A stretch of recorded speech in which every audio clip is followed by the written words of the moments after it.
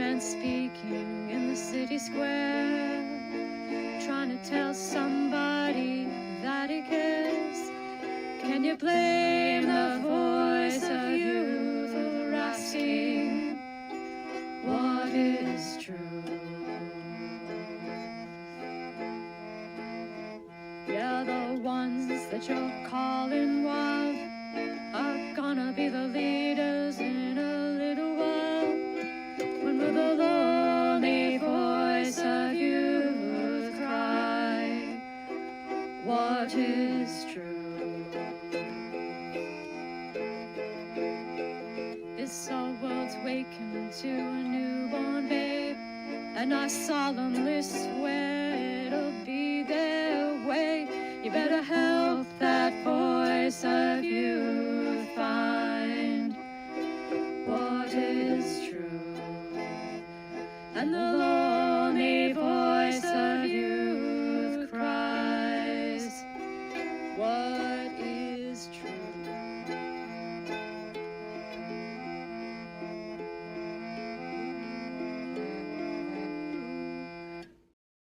All right. Welcome, everybody, to the AI God. Oh boy, we're going to have so much fun. Got my Sampel here, of course. Get us some Sampel. In fact, I've got a bunch of it in my Muppet cup. If you don't have a Muppet cup, you can get one at shop at markofwisdom.org. And I've got some tea from Table Rock Tea. This is the Westminster. It is delightful. Very rich flavor to the Westminster.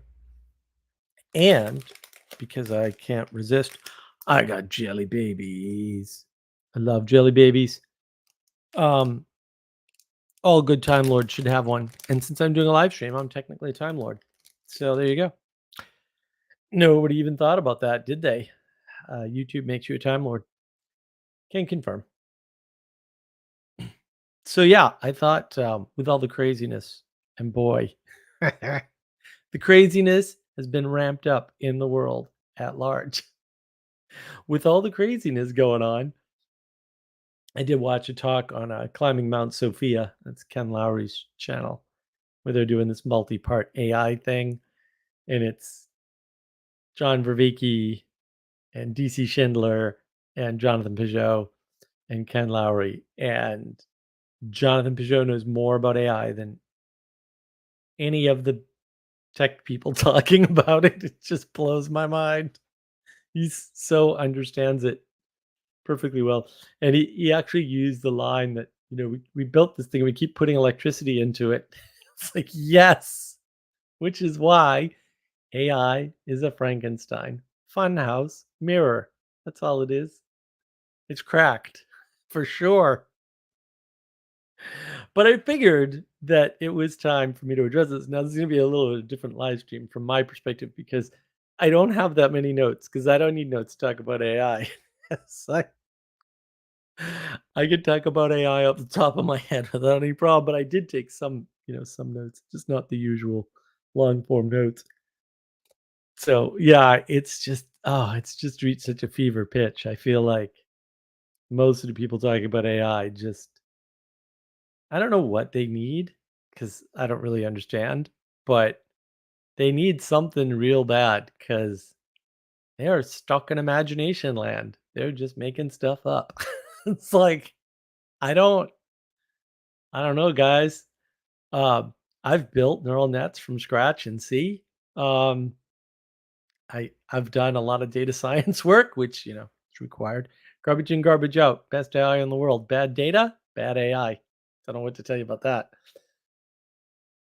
Scaling and quote emergent properties on computers. I'm definitely an expert on that. No question. Decades of experience.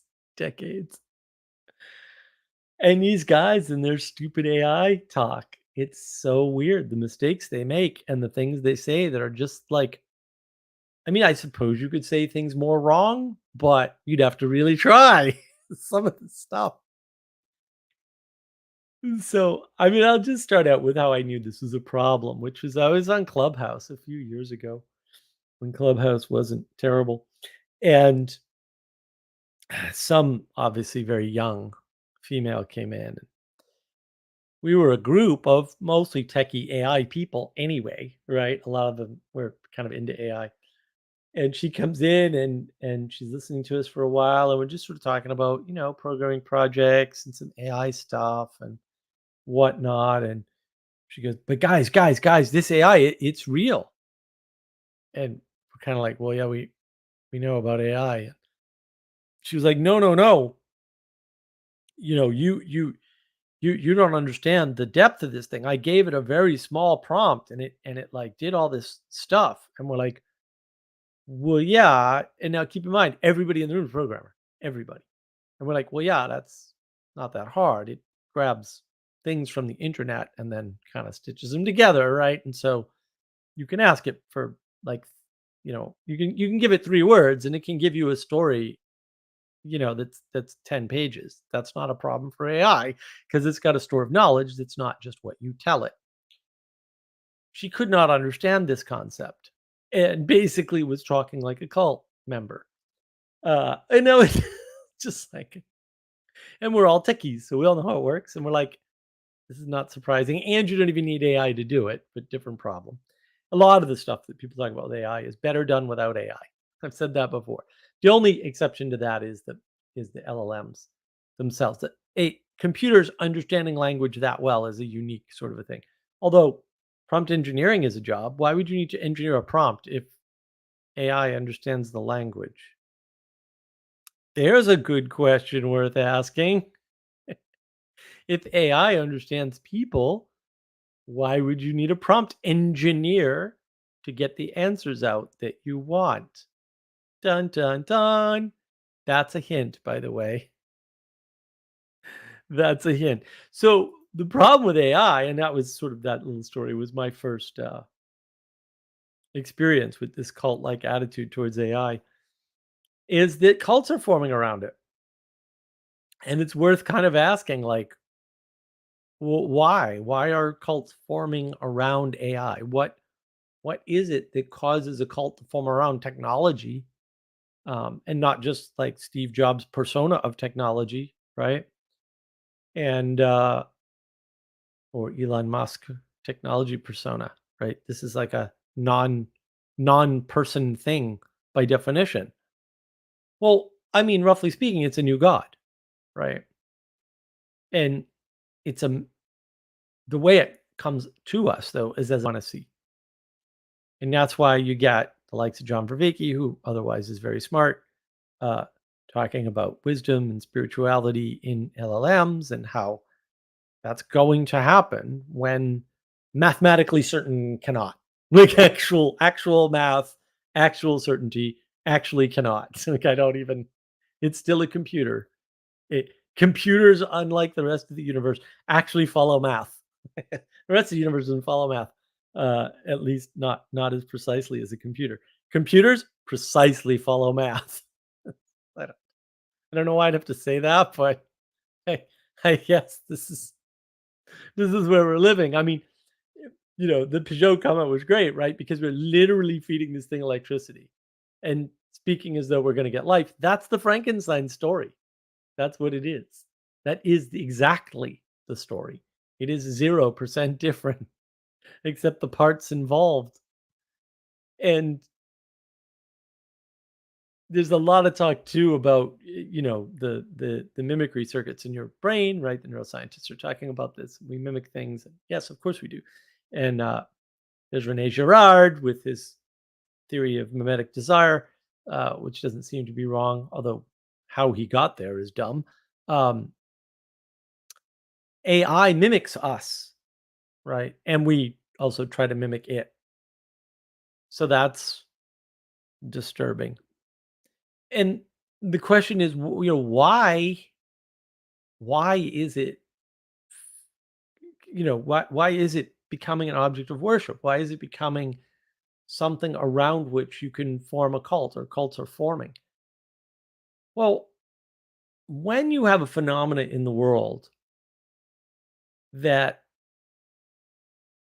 will say fills a need that you didn't know you had, you get these little cults. I mean, that's one way you get cults. It's not the only way you get cults. It's one way you get cults, right? A need within you is being filled. What is the need that AI fills? AI is the God. It's the new God. It's the thing that can help us transcend where we are. And it also unites us, right? I mean, any God will unite a people. So, you talk about globalism all day long, but what unites people is the thing that unites the people is the thing above the people. The ultimate thing above, we'll say, all the people is God by definition. So you can stop trying to use the word God, but you're still going to point at the concept, and at that point you can call it metaphysics for all I care. You're talking about God. Um, you can object to, "Well, it's not the nature of the God that the person before used to mean God." Well, I don't care. You're talking about the same thing. You can argue about the detailed differences or the implementation differences, but talking about the same thing. So obviously, there's a need for that unity under this higher power that can also help us be better than we are today. And that's how you get a cult in many cases. That's why AI is the new god for these people. They're denying any other god. And the sciency folks are going to fall into a problem for sure because they need a god because they've done away with him. And in the age of gnosis, AI is made of pure knowledge in some sense, technically speaking. And this has the most knowledge. So if the age of gnosis is, propositional knowledge as the highest value, well, AI is your god. I agree. Like, that would be correct. Also, propositional knowledge is not my highest value by far. I'm not even sure it makes the top 10 list. So, when they talk about it, they sneak in terms like caring and being, right? They sneak those portions into their conversation and assign it to AI. And then they can just say things like, well, look, the AI can start to care. It's like, really? Can I see the white paper on that, please? I'd love to. I'd love to check that one out.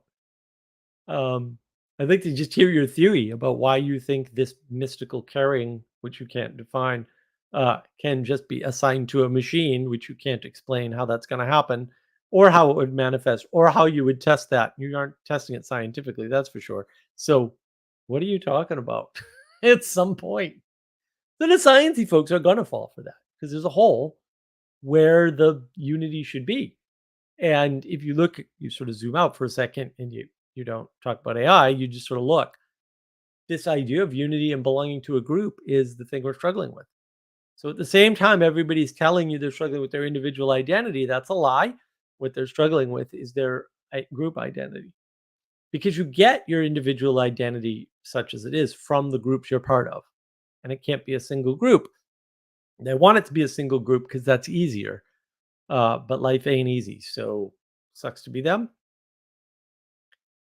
And when you don't have the thing that can unify you, one will be provided to you in the form of AI in this case, or in the form of an ideology in the case of climate, right? Or in the form of an economic theory, or in the form of a woke cult, right?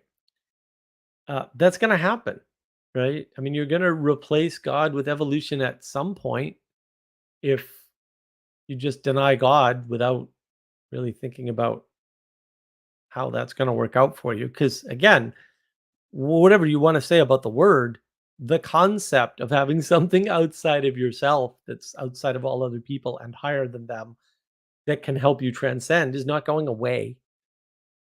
So that's your God. And the other reason why people are going to fall for this, especially the sciencey people, is because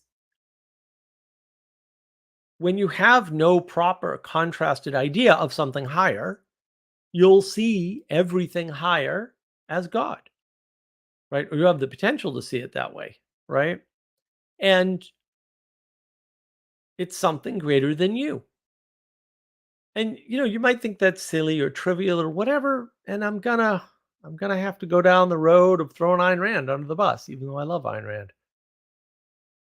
When you read something like Atlas Shrugged, or you read some of her writings about how she, came at objectivism, which for the most part I agree with. Um, what you discover is that she's in New York City, literally straight off the boat. She looks up at these beautiful buildings. Now, we'll go read Atlas Shrugged. We'll chat afterwards. I mean, the worship of the thing just physically larger than a human is apparent in her writings. And it doesn't have to be a building. You can kind of see uh, hints of it in trains for her, right? Like these concepts in the Fountainhead and Atlas Shrugged are kind of everywhere. So it's not hard to see people worshiping just things bigger than them, right? And calling your attention to it as though that should be important to you or significant to you or something that you should also worship in some way. Maybe sacrifice for, like, we all have to get together and make sure this gets done. What do you think that is? And again, I mean, in the age of gnosis, when knowledge as proposition is the highest value, where do you think they're going to go? AI is it's the highest thing. It's definitely God in that context. Even if it doesn't technically quote, emerge being or sentience or consciousness or whatever buzzword they can't define are using this week. Um, Note can't define, right? And the thing is that, an AI very much has this property. Gathering things together arbitrarily does not make a whole.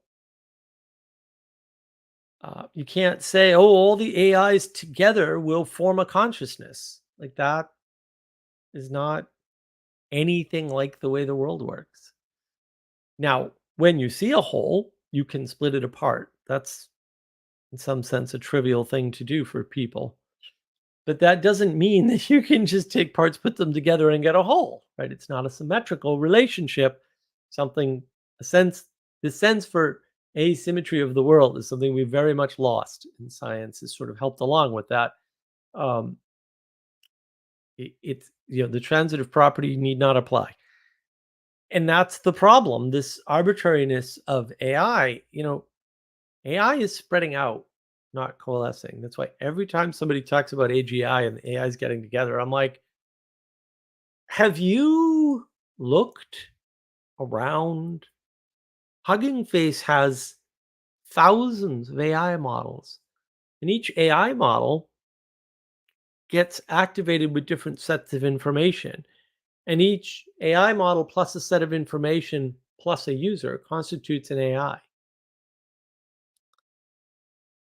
I don't know what to tell you. Like, and there's more every day. Every day. Like it's growing at an insane rate.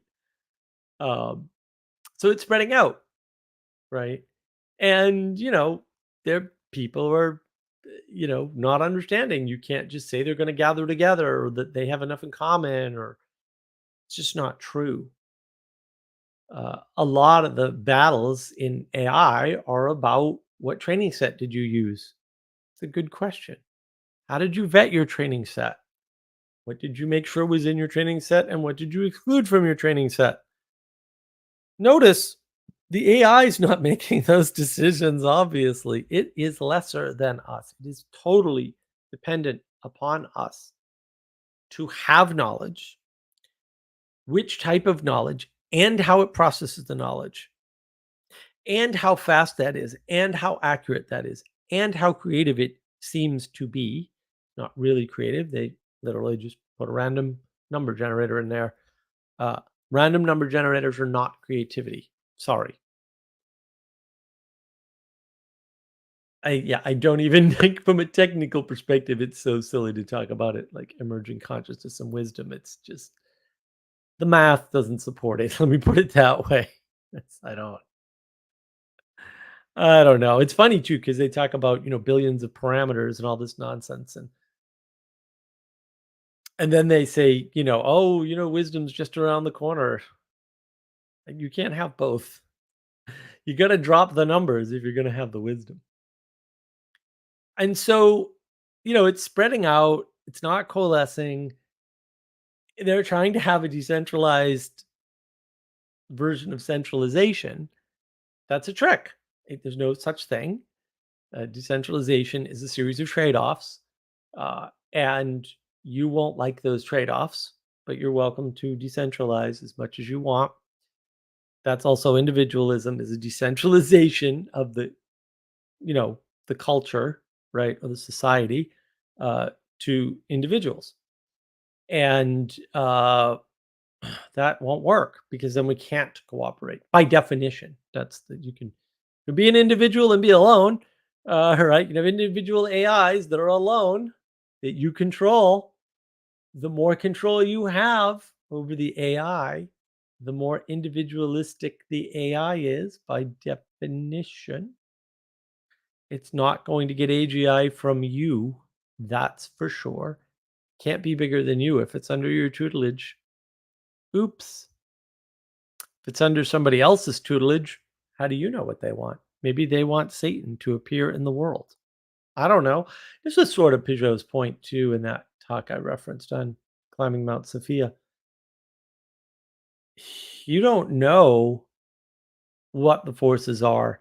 And one of the very just flat out like you need to leave your house moments was I think it was John Vervaeke was saying, oh, we need ritual to support good AI. John Buddy, they're doing rituals at OpenAI. I don't know what to tell you, dude. It's all over the news. They're doing very strange rituals. Very strange rituals. They have been for years. Um, doesn't solve the problem of which rituals, does it? It doesn't solve the problem of knowing what those rituals will bring. Because you could make the argument that, sorry, Father Eric, you could make the argument that even the Catholics may not have the right rituals. I don't think that's true, but it's possible. In which case, what are we invoking? We're imperfect creatures. Any rituals we come up with, even as a collective distributed cognition, are not likely to go the way we expect. We have very little control over these things. And in some ways, I think ritual as such is a way to allow uncontrolled things to happen. I won't get into that now. If you want to hear more about that, leave me a comment. Maybe I'll do a live stream on ritual. It was very interesting because I did a I didn't plan this, I promise, but there was an AI thing locally in Columbia, South Carolina. So I went to that yesterday, and he had a creative guy there who has a company doing a bunch of marketing work for a bunch of different businesses. And the guy said right off, AI cannot create anything new. It can only rearrange what it has. Right? And you can add to that, right? Which is good because you can customize the AI to do what you want it to do. And I thought that was a good comment from somebody who's an AI practitioner actually using it in the field. He doesn't program AIs.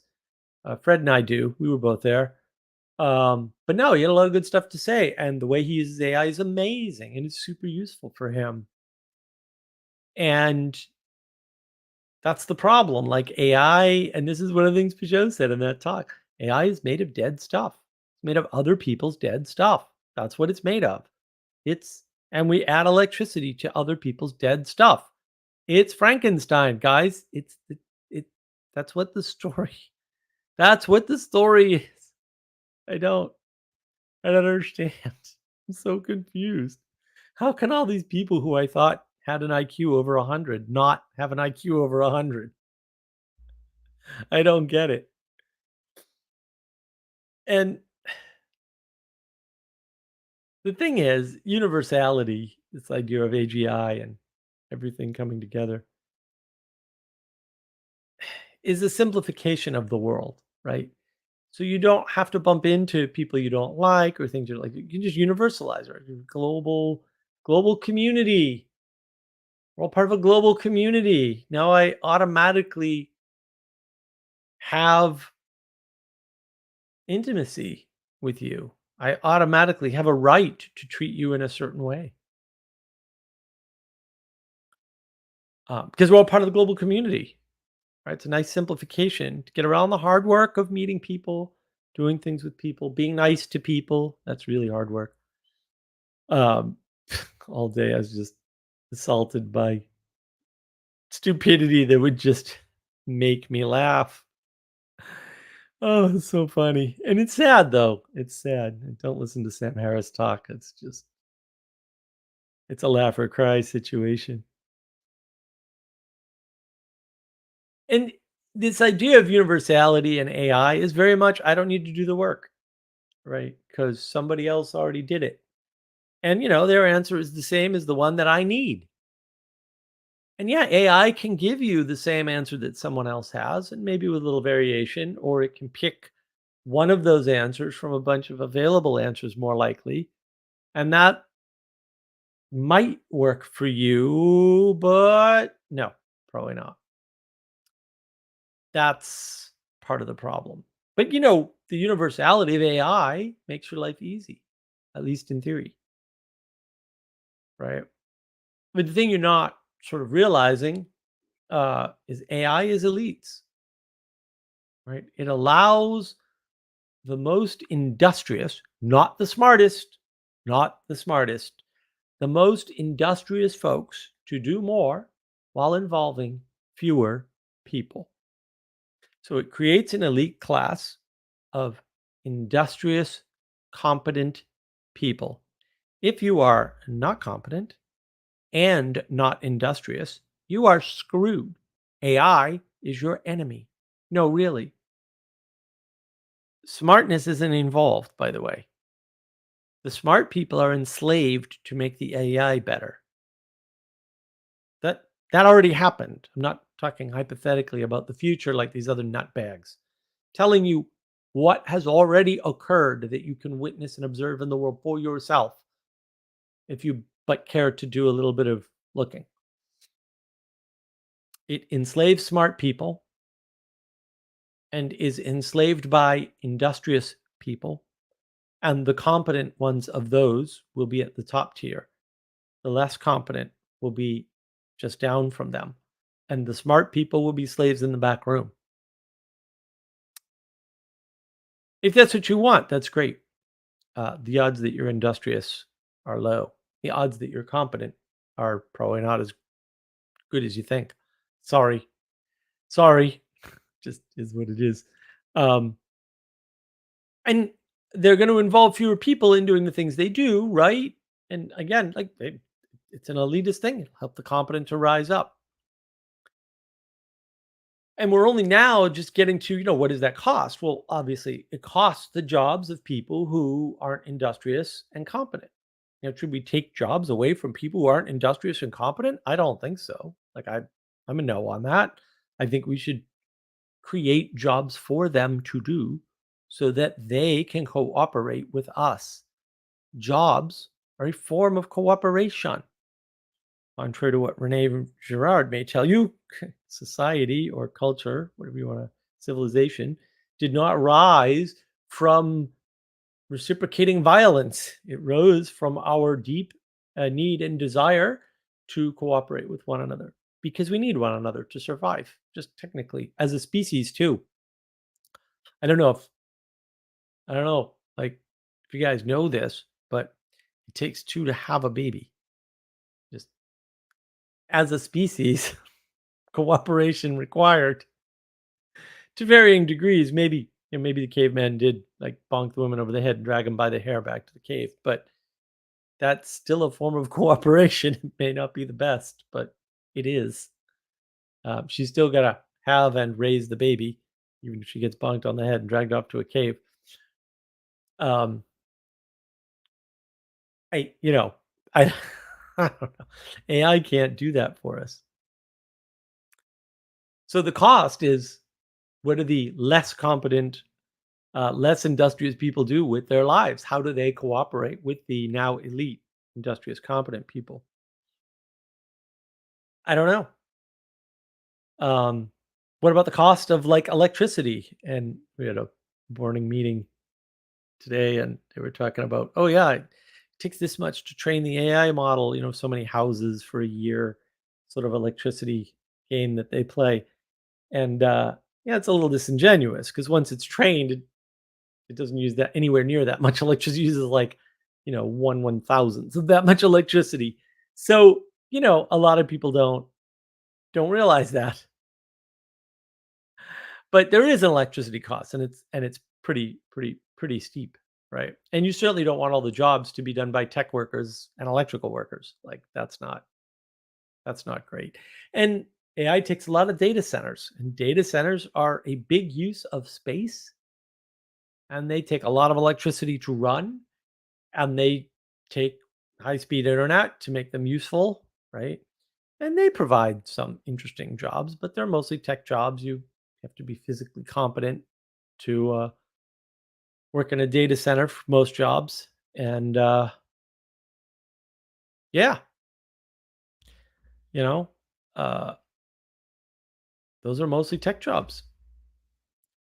It just increases the elitism. If you want elitism, then you're probably pro AI. If you're pro AI, you're probably pro elitism without even realizing it. That's not better, just in case you didn't cotton on to that.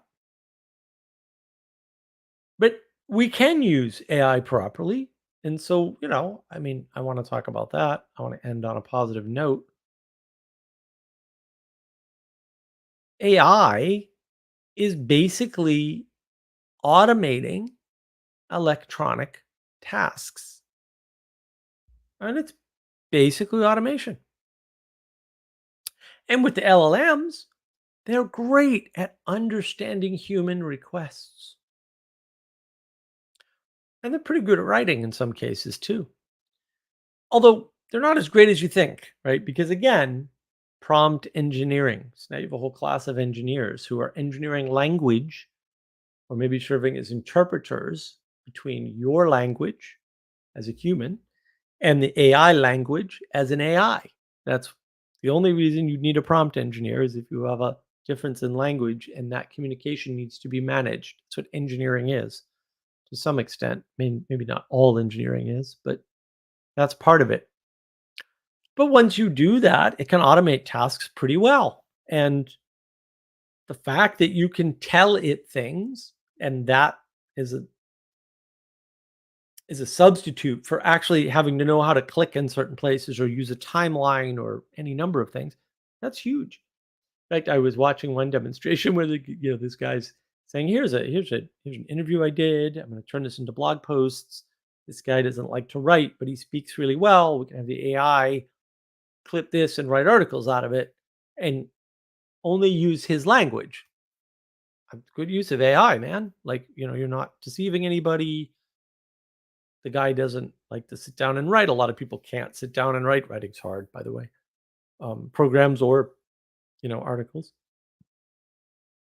But you can do that. You can sit down, you can you can write, and if you can't do that, you can get it from the AI by talking. And that's great. Some people are articulate enough, not everybody though. And it can help you refine your thoughts.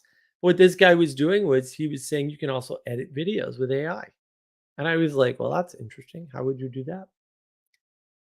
And he showed us the AI that you fed the video to had captioned it with the TikTok style captions, that do the little pop up thing. And you go into the script at the side and you can remove sections by sentence. and it'll cut the video. And you still got to play with it and fix it because it's not correct because AI is not anywhere near as perfect as you would think it would be. And I was like, wow. I mean, he just saved himself a bunch of time editing. I mean, he said like this was a 6 or 8 hour job for somebody, and I can do it in 20 minutes. And now I don't need to hire anybody and waste 6 or 8 hours of their time. Also, they lose that job opportunity. But it's kind of cool. I've used it to download all of the recorded videos on my channel and get summaries of them. It's pretty good. That'll help me put out my podcast someday, which I need to remember to do. Once, you know, once AI is kind of out there with integrations, and that's how I got my YouTube videos. I'll downloaded an integration called from Glasp, which is pretty cool. That loops into Anthropic's Claude AI, which is very nice.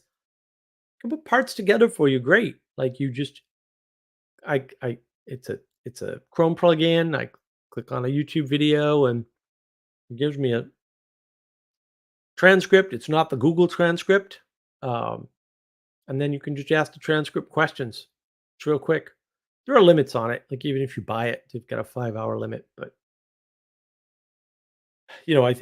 I think it gives you 5 hours of transcribed video for every 5 hours. Not a bad deal. Um, it took me 3 days to get all my recorded videos downloaded. This is not bad stuff. And when you can use it to accelerate or automate a workflow pattern between multiple tools, right? That's not bad. I mean, before that, I was trying to write a damn script in Python to, go to YouTube and download all my transcripts from YouTube, which are not the best. And it took me forever and I couldn't do it because they kept changing the API.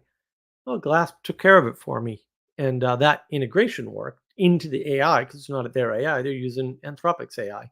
Um, hey, fantastic stuff, you know? And now I can do things like I've got summaries of everything. Just look up the summaries. And I think that when we engage with these things with a healthy dose of reverence for the work that was put in by many, many people, some of them unknowingly, this is where we get into the copyright and suing and all that nonsense. Um, we can leverage that to our advantage. And I have an AI or had an AI that was running locally. The local AI running tools broke mysteriously in a way that should not happen on a computer. Also, yeah, computers don't work anymore. But I was using it. I was doing a decent job. Mistral was doing a decent job. I got to try. I got to try one of the other ones. That's going to require a whole bunch of work. There's a lot of work that goes into these AIs. Like I said, I'm running one locally, and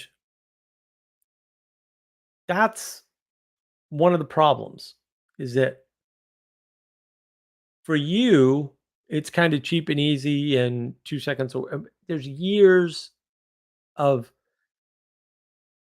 thousands of people's man hours going into this, right?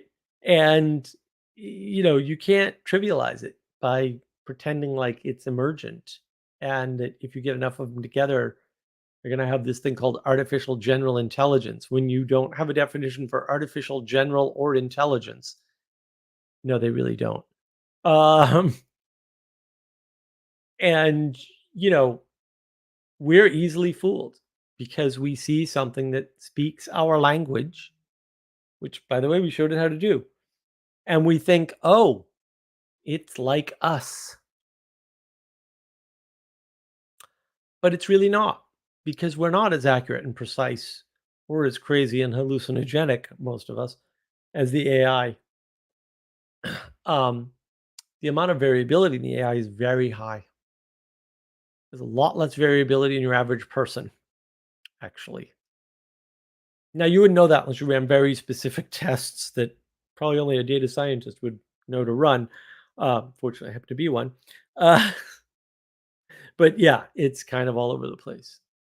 And the idea that, you know, it's gonna emerge or I can't. It's gonna become wise or spiritual in some way is so absurd from a technical perspective. AIs do not program themselves. Uh, there are, I think, 5 different engineering disciplines involved in getting an AI up and running. They're not doing anything themselves.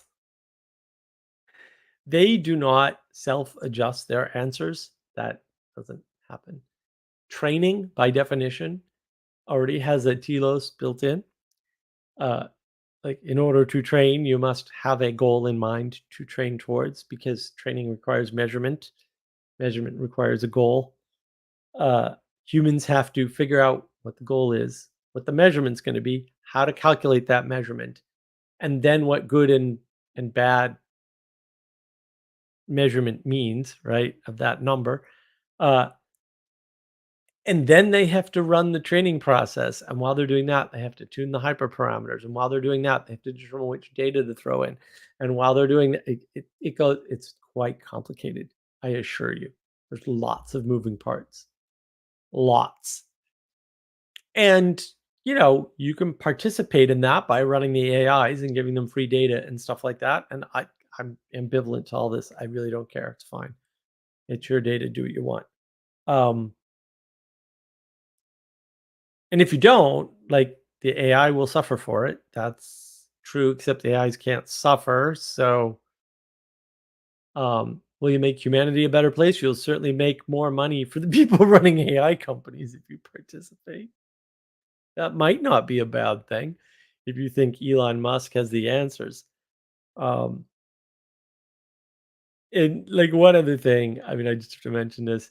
The idea that, like, even Elon Musk has this crazy idea, like, if we don't get there first with the AI, somebody will go in an evil direction. I have news for you. Whether you get there first or not, they can still go in an evil direction. I don't you don't know why you don't know that. It's technology. If I take my phone and use it to kill people, the fact that you took your phone first and made it love people won't stop me. You don't know why I have to say that. But people are talking like that is the case. And I'm just, every time they say it, I'm like, do you not understand how technology works? It's like saying we have to invent the car first so that it will have the right safety features. And then realizing that, yeah, there was a guy who had seatbelts in all the cars, and the Supreme Court made him take them out. He was first. It didn't work. The trick doesn't work. I don't know what else to tell you.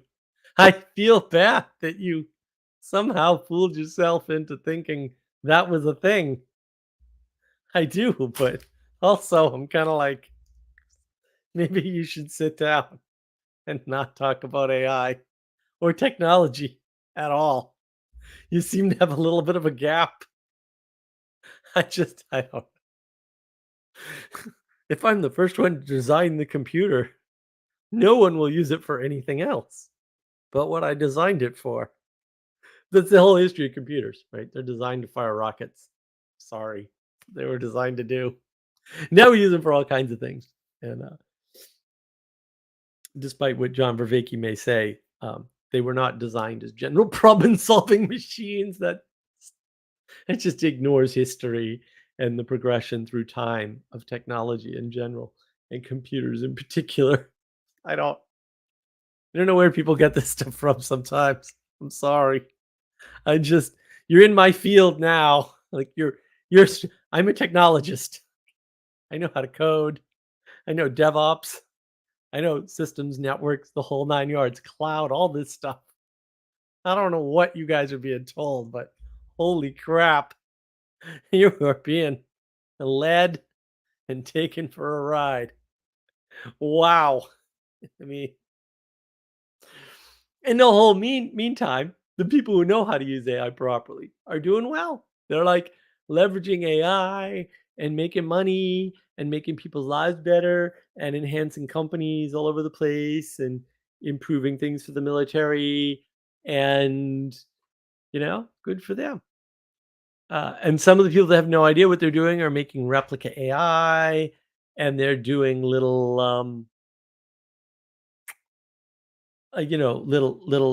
therapy things and girlfriends that are ruining people's lives. Didn't stop them, did you? Yeah, I mean, it's so bonkers. It's so bonkers. AI is not a god. I know why people think it is, because you don't have contrast to see. What would a proper God look like? What would a proper thing that would unite us all towards the good, the true, and the beautiful look like? Well, if you don't know that, because maybe you're busy being a philosopher, kind of the fact that you're, quote, a philosopher indicates to me, and I could be wrong about this. No, I can't. Um, that in fact, you don't have an idea of these things, which is why you're dabbling in philosophy as such and looking. Because if you already had it, you wouldn't need to look. You'd just be like content or something. It would be a beautiful life. I don't know. Um, yeah, that's a dig on philosophy in general, modern philosophy in particular, or so-called modern philosophy, if there is such a thing. Yeah, I like what Joey said early on. Will AI think we're God? And more importantly, will it ever stop believing that? That is a more likely scenario than us actually. And the thing is, like, we act things out in the world. So we're quite capable of worshiping AI, even if it isn't a god. That was what I indicated in my story in the beginning. Yeah, I don't know. It's just I feel bad. But although I can't help but laugh, it's so silly. It's if you're here, it's silly. Sup, John? Good to see you, man. I'm glad you like the topic. I couldn't keep. I just couldn't. And here's Father Eric sighing to my comment on witch rituals. Yeah, depends on which parish, right? Which rituals indeed. They kind of like when you ask the question, like, or when you pose the question, like, well, we need to make sure we have the right rituals. You kind of give away the farm in that you don't know what the right rituals are, and rituals super important, and you don't know anything about it, and you haven't been participating in them, or maybe you wouldn't say something quite that ignorant. I think is the best way to put it, without to be as kind as I could possibly be. Um, yeah, Matthew derivative. Yeah, this guy was really clear. It was very funny, right? It's a room full of novices, with the exception of like two of us, three of us maybe. And he says, AI is not going to create something for you. It's only going to put pieces together that already exist. It's a very good tool for automating derivation. Very good tool for that. Father Eric, that's why I need an AI that does my dead stuff for me. Yeah, well, everybody does. That's the thing.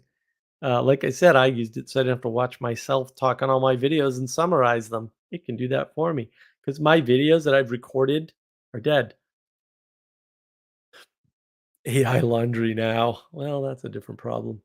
I saw a thing. I don't know how real it is, but it was a picture of a robot loading shelves, and there was a guy in the other frame with a goggles on, seeming to mimic the robot to show it how to load the shelves, and it said $3.50 an hour. And I don't think it's real, but yeah, that could happen where you're just basically enslaving a population for under minimum wage, like we do now with China. I'm buying things from China, and thinking that you're doing the world a good thing because you have a high minimum wage next door. You've been psyoped, you moron. Also entirely your fault. No one else's fault. West Coast refugees. So there's no need for an AI priest. You cannot have an AI priest. Father Eric. Nope. There you go.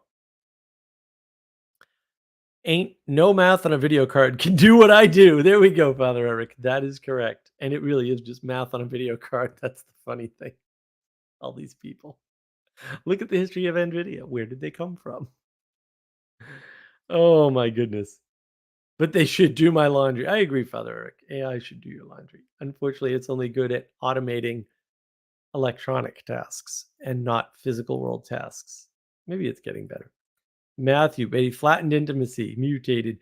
Well, and a lot of our attempts at resolving the quote God problem are due to the individualist mindset, right? Where you're rejecting God on the one hand so that you can be an individual, or the concept of God. It doesn't have to be Yahweh or Jesus or whatever, right? It can be any of them, uh, right? You're rejecting that on the one hand, but then you want and need intimacy. So you're right back in the conundrum, like, oh no, I need intimacy with something bigger than myself. Okay, I agree. Intimacy crisis confirmed. And West Coast refugee, will it know how to know to hang your genes? I don't know. I hope so. Father Eric thinks analog chips for the win. There are some caveats on analog chips, my friend, but they are lower power, but not by that much. Not at that scale either. That's the other problem. John just pulled over, driving in the middle of nowhere, and I doubt my reception will be good enough to join. I'll probably just enjoy from the audience. I may pop in if possible. Thanks. All right, John. Well, we'll see. Transhumanists and antinatalists are pretty much the same people. Yes, they are. I think transhumanism and antinatalism are basically born of the same seed. And that seed can only have a sour fruit, if you want to put it in those terms.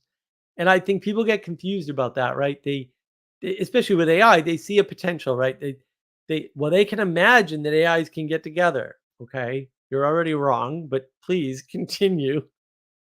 And then once they get together, because they have divided things into parts, they think those parts can just make a whole magically. Um, but no, they can't. No matter how much electricity you put into them, by the way. Just the irony is just it's so funny that really? None of y'all noticed? Really? You're well read in history and philosophy and psychology and science, and you you didn't get the it's really just Frankenstein, like the actual book by Mary Shelley, Frankenstein? You didn't see that, huh? Really? Is that where we are? Stupid smart people? Ixnan, I think people get their ideas about AI from Star Trek. I think they get their ideas about AI from their memory and their hopes and their lack of a higher power. Because if they had a sense for something higher than them, they wouldn't be trying to put AI in its place because something would already be there. And again, they'd have contrast to see, oh, this is what a real higher form of existence looks like. This is what a real God is that can care, right? And if you don't have that, then AI will fit the bill. Why wouldn't it? Um, Also, you're the type of person that will decohere the cells of a frog and put them back together in a random fashion. And when they do something that you couldn't have predicted, you'll go, aha! Even though that should be perfectly obvious. Yeah, Michael Levin. Sorry. He's just so silly. I'm sorry. These guys are just so silly. I just can't even. It's like, what are you talking about? Why are you like this? What happened to you as a child? Are you okay? Like, the AIs are going to get together. It wouldn't be Star Trek. It's not. It would be the Matrix, right? That's where the AIs all got together. We gave birth to AI. Oh, we did, huh? Is that what happened? We gave birth to AI. Did we, Morpheus? Thank you. That's where they get their crazy ideas from, right? And then you see that theme in the Matrix movies where the things are all parts, and then they all get together, and then they're one big thing, and they form a face. And it's not how anything in the world works, by the way. I don't know if you've been out recently, but it turns out if you leave your house, you can observe the world and see it doesn't do that, which you can't do if you stay indoors and do math all day and try to fit things together and go, "Ooh, I fit things together." This is great, thanks. Have you seen a 3-year-old with Legos? I don't know what to say at some point. Did you read Karl Marx and believe him too? Because also 3-year-olds, same quotes, honest. Oh my goodness. Anyway, I think I'm done with all of the comments. So I am up for talking more about AI or not even discussing it again because it's gonna make me laugh at this point. So if you want to join, I will post the link and you can hop on in and we can talk about whatever you want, including AI. I just yeah. Part of the problem is I'd like to nice long stream and explain all. I can't. It's too easy. Like the idea that AI can't do these things is a very simple concept.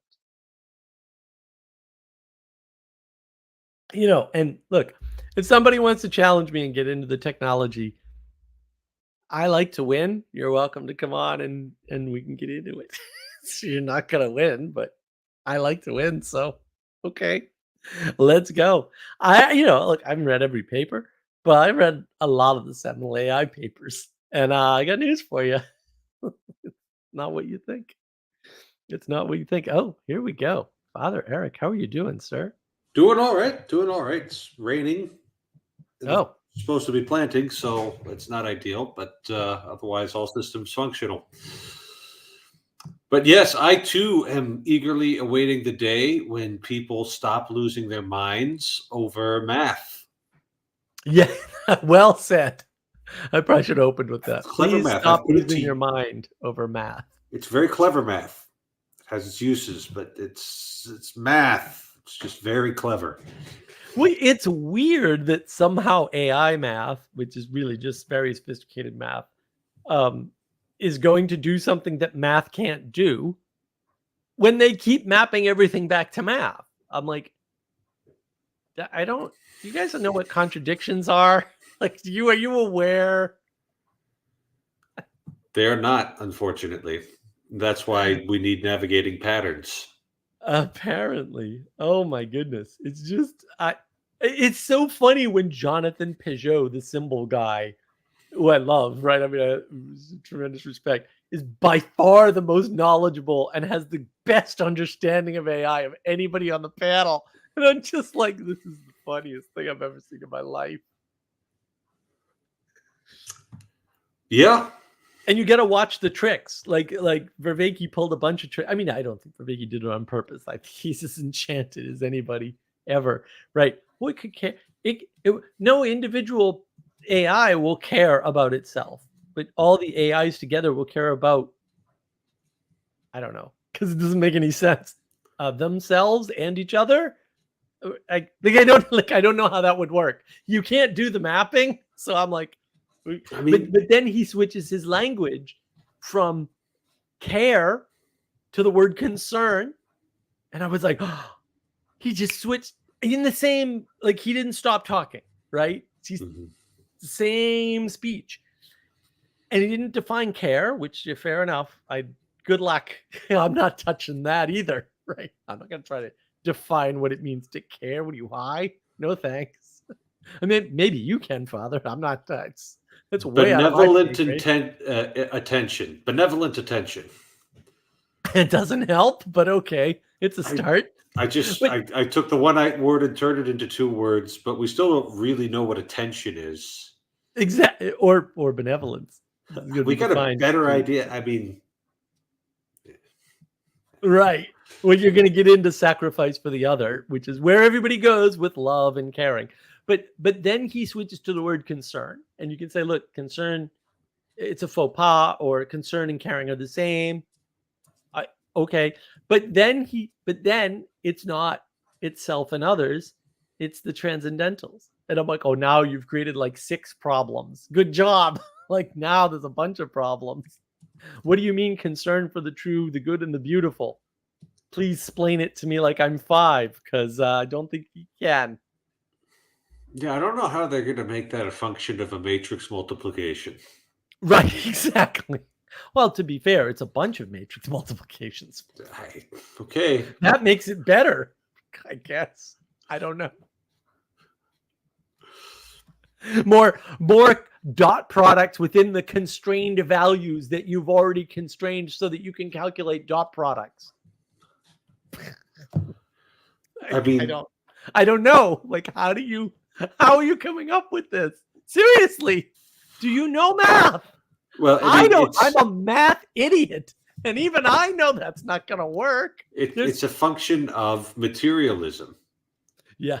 That's the only way to do it, because if all of this right here is reducible to mathematics, then obviously we just need to get our math good enough so that we can make one of these out of NVIDIA graphics cards. Yes, right. Pretty much. Yeah. No, that's exactly what's going on. It's just so funny to me. I'm like, do you guys do you hear yourself when you talk? Do you possess this alleged critical thinking faculty? Because I got questions. I got real questions. As somebody who I have the book. I don't know how old it is. Building AIs from scratch in C++. I did that. It's wonderful fun. I also have collective intelligence in Python, where you make recommender engines and all. None of that's AI, by the way. All the best stuff that AI does is actually better done without AI, except for LLMs. LLMs are amazing.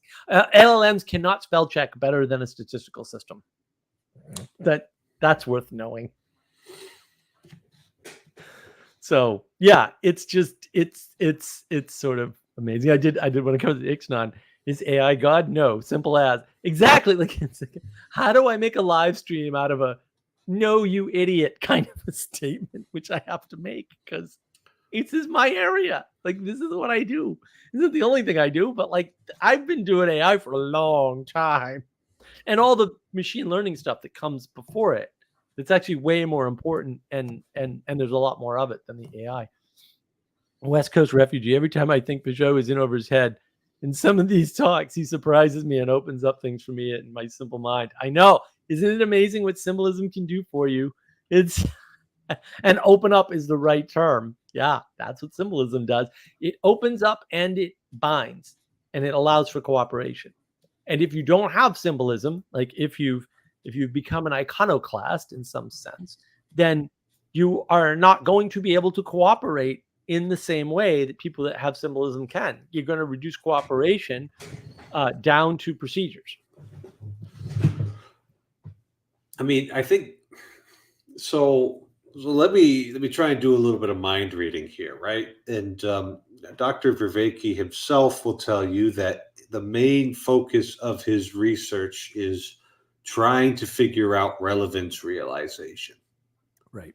That is his big goal. And then when you sit there and think about, just kind of the basic problem of attention, it's dang, that's actually really interesting. How does that work? And we can get some clues about it, but the secret sauce is always going to be evading us, I think, because insight is instantaneous.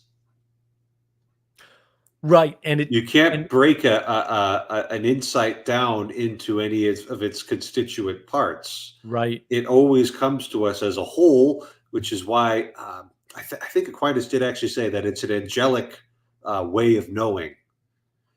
Oh, cool. Then we've got immortal, immaterial souls, and so every once in a while we can manage this angelic knowing, where it doesn't go by steps, go by procedure, basically.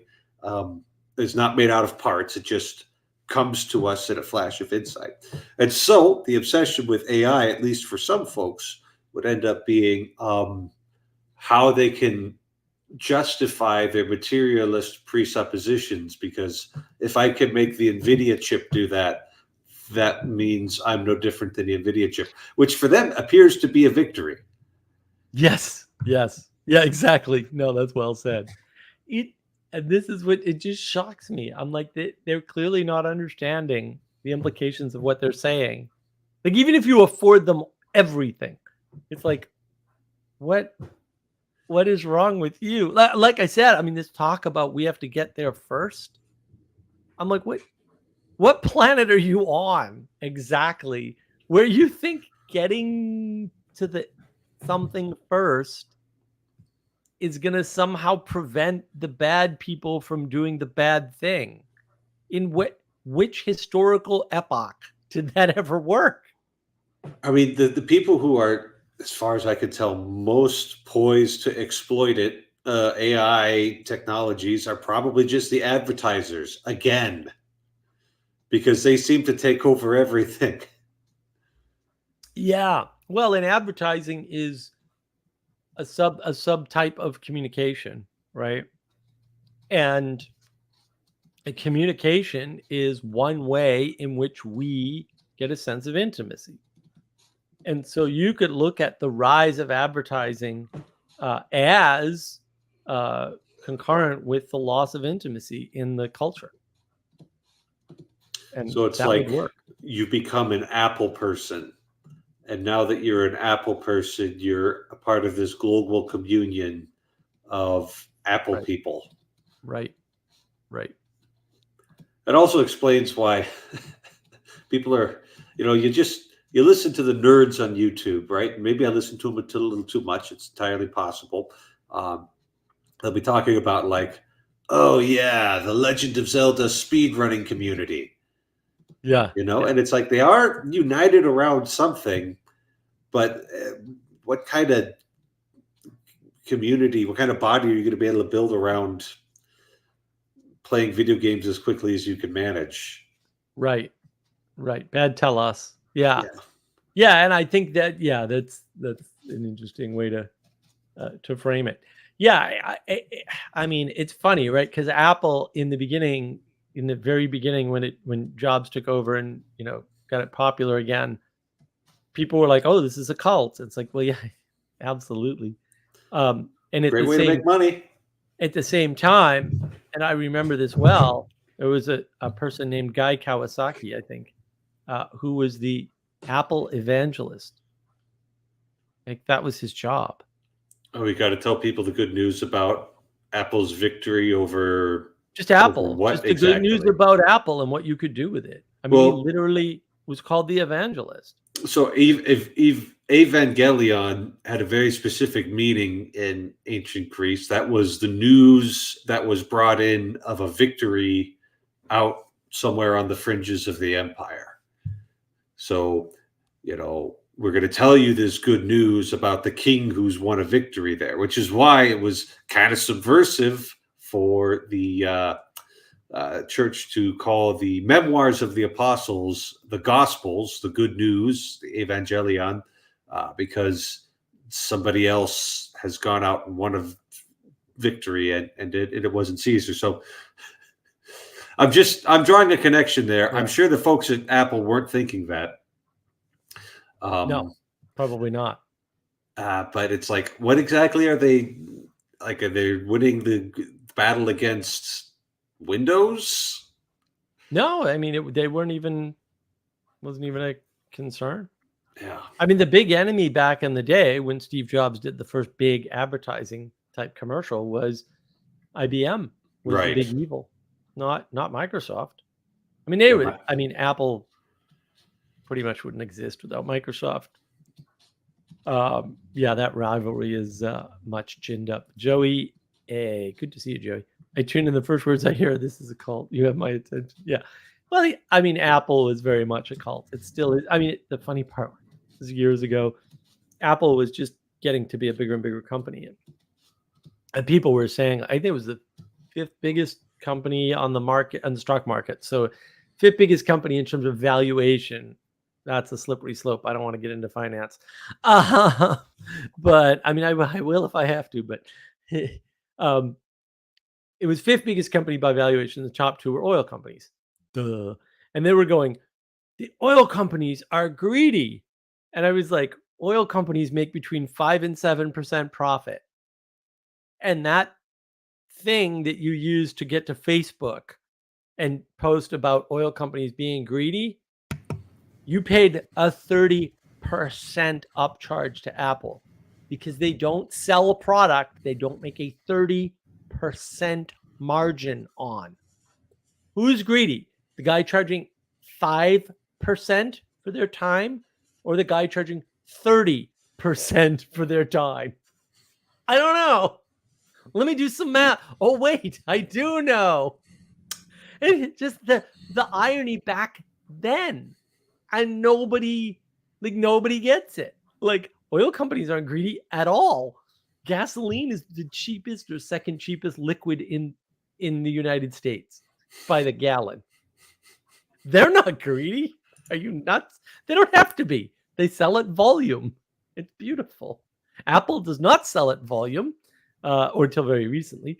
And they were making 30% on any product you bought from Apple. They made at least 30%. That was their goal. That's the, yeah. And that gets totally backwards, right? We're going to break the IBM, control over you. Who has control over you now? The iPhone. Like, what are you talking about? You didn't break anything. You just supplanted them and lied to everybody that you were just as bad. That's all that happened there. I got news for you. Slavery confirmed. You just swapped out masters. Good job. So what about the Linux users? Who's their master? Yeah, you want libertarian rebels. Linux. So stupid. The dumbest group of techies ever is the Linux community. Seriously. I was there in the early days, pre 1.0 Linux kernel. Believe me, they were that dumb from day one. They really did not understand what they were doing or what the impact would be, or so many projects to, unify the desktop and make it easy to use. And I'm like, guys, like, you're really good software engineers, and you wouldn't know how to make a product usable if I held a gun to your head. You just wouldn't. You just don't understand how people think about the technology they're interfacing with. You know how to make it dance and do cool shit, but like, you do not understand how people are interacting with it. Well, maybe that's a feature and not a bug. And to some extent, I mean, that's the thing. Well, and yeah. Like, if I wanted to have nothing but the company of other canon lawyers, I would just talk about canon law all the time. Right. And even then, there'd be plenty who are like, I want to get away from work sites. Come on. Yeah. And Urand is right, but they think they are the smartest. Well, they are the smartest at computers. Unfortunately, they're not the smartest at how people use computers, or at people, or at breaking problems down, or at understanding what problems are and what things are just fun to do. Because programmers will do fun things, and that's how you get broken software pretty reliably. I mean, this is what I used to sit with the development teams and ask them, like, when you wrote this code, what did you think would happen? Right? And inevitably it was, well, I thought somebody would do this and click on that and spin around 3 times and say, Beetlejuice. And I'm like, no, they literally want a button that says easy. That's what they want. And if you can't give them that, that's fine, but don't code it. Like, just don't code it if it's too complicated. Yeah, but it can do X, Y, and Z and paint your house red or blue. You just have to enter in red or blue and paint my house over here and use these sliders to tell it how big the house is. And I'm like, yeah, stop. Just no. Linux masters equals hubris. Yes, Joey. I do have to echo what Casey said earlier, which is, we love Joey, don't we, folks? Yes, we do. You, in fact, love Joey. If you don't love Joey, you can't be here. I can make that rule. It's my stream. Ixnon, Linux is great if you want to do one thing, and also you want to do it all yourself. Yes, which you don't. Exactly. Well said. Yeah, I love Linux. I use Linux all the time. And this is a Windows machine. All my other machines are Linux. Oh, no, that's not true. I have 2 Windows machines. I have 3 Windows machines. I have like a bunch of Linux machines. But yeah, I mean, Windows is just too handy for a bunch of stuff. Randy, that's pretty fair. Yeah, I mean, smartness is not one thing. It's not universal. In the age of gnosis, smartness is defined as knowledge, propositional knowledge, and it's one thing. And then that's the highest value. And so it's pretty easy who's smart, the one with the most knowledge. But that doesn't solve a problem, because the most knowledge of what? Would you knowledge like to come in here? Every grain of sand on Cocoa Beach. Right. Because would you like to come in here and discuss like your specific knowledge about the specific thing that I know nothing about, and then claim that you're the smartest while I discuss something like computers, which I know a great deal about that you probably don't know for almost all values of you in the world, right? Because to some extent, I have a lot of knowledge of computers, and a lot of it's really esoteric and unique. Like I own a Xerox 1108. If you don't know what a Xerox 1108 is, I've just proven my point. And if you look it up, you will know I've proven my point. That's for sure. Looking it up right now. Beautiful machines. It's all wrapped up in the history of AI. No word of a lie. First AI machines, or at least among the first. Yeah, there were a whole line of Lisp machines. Lisp is the first AI programming language, which is a much better way to do it, by the way. Although it just turns out that they found this shortcut around doing things differently. But that's why a lot of the language translation stuff is actually done in like Prolog and stuff, long before it's ever put into AI.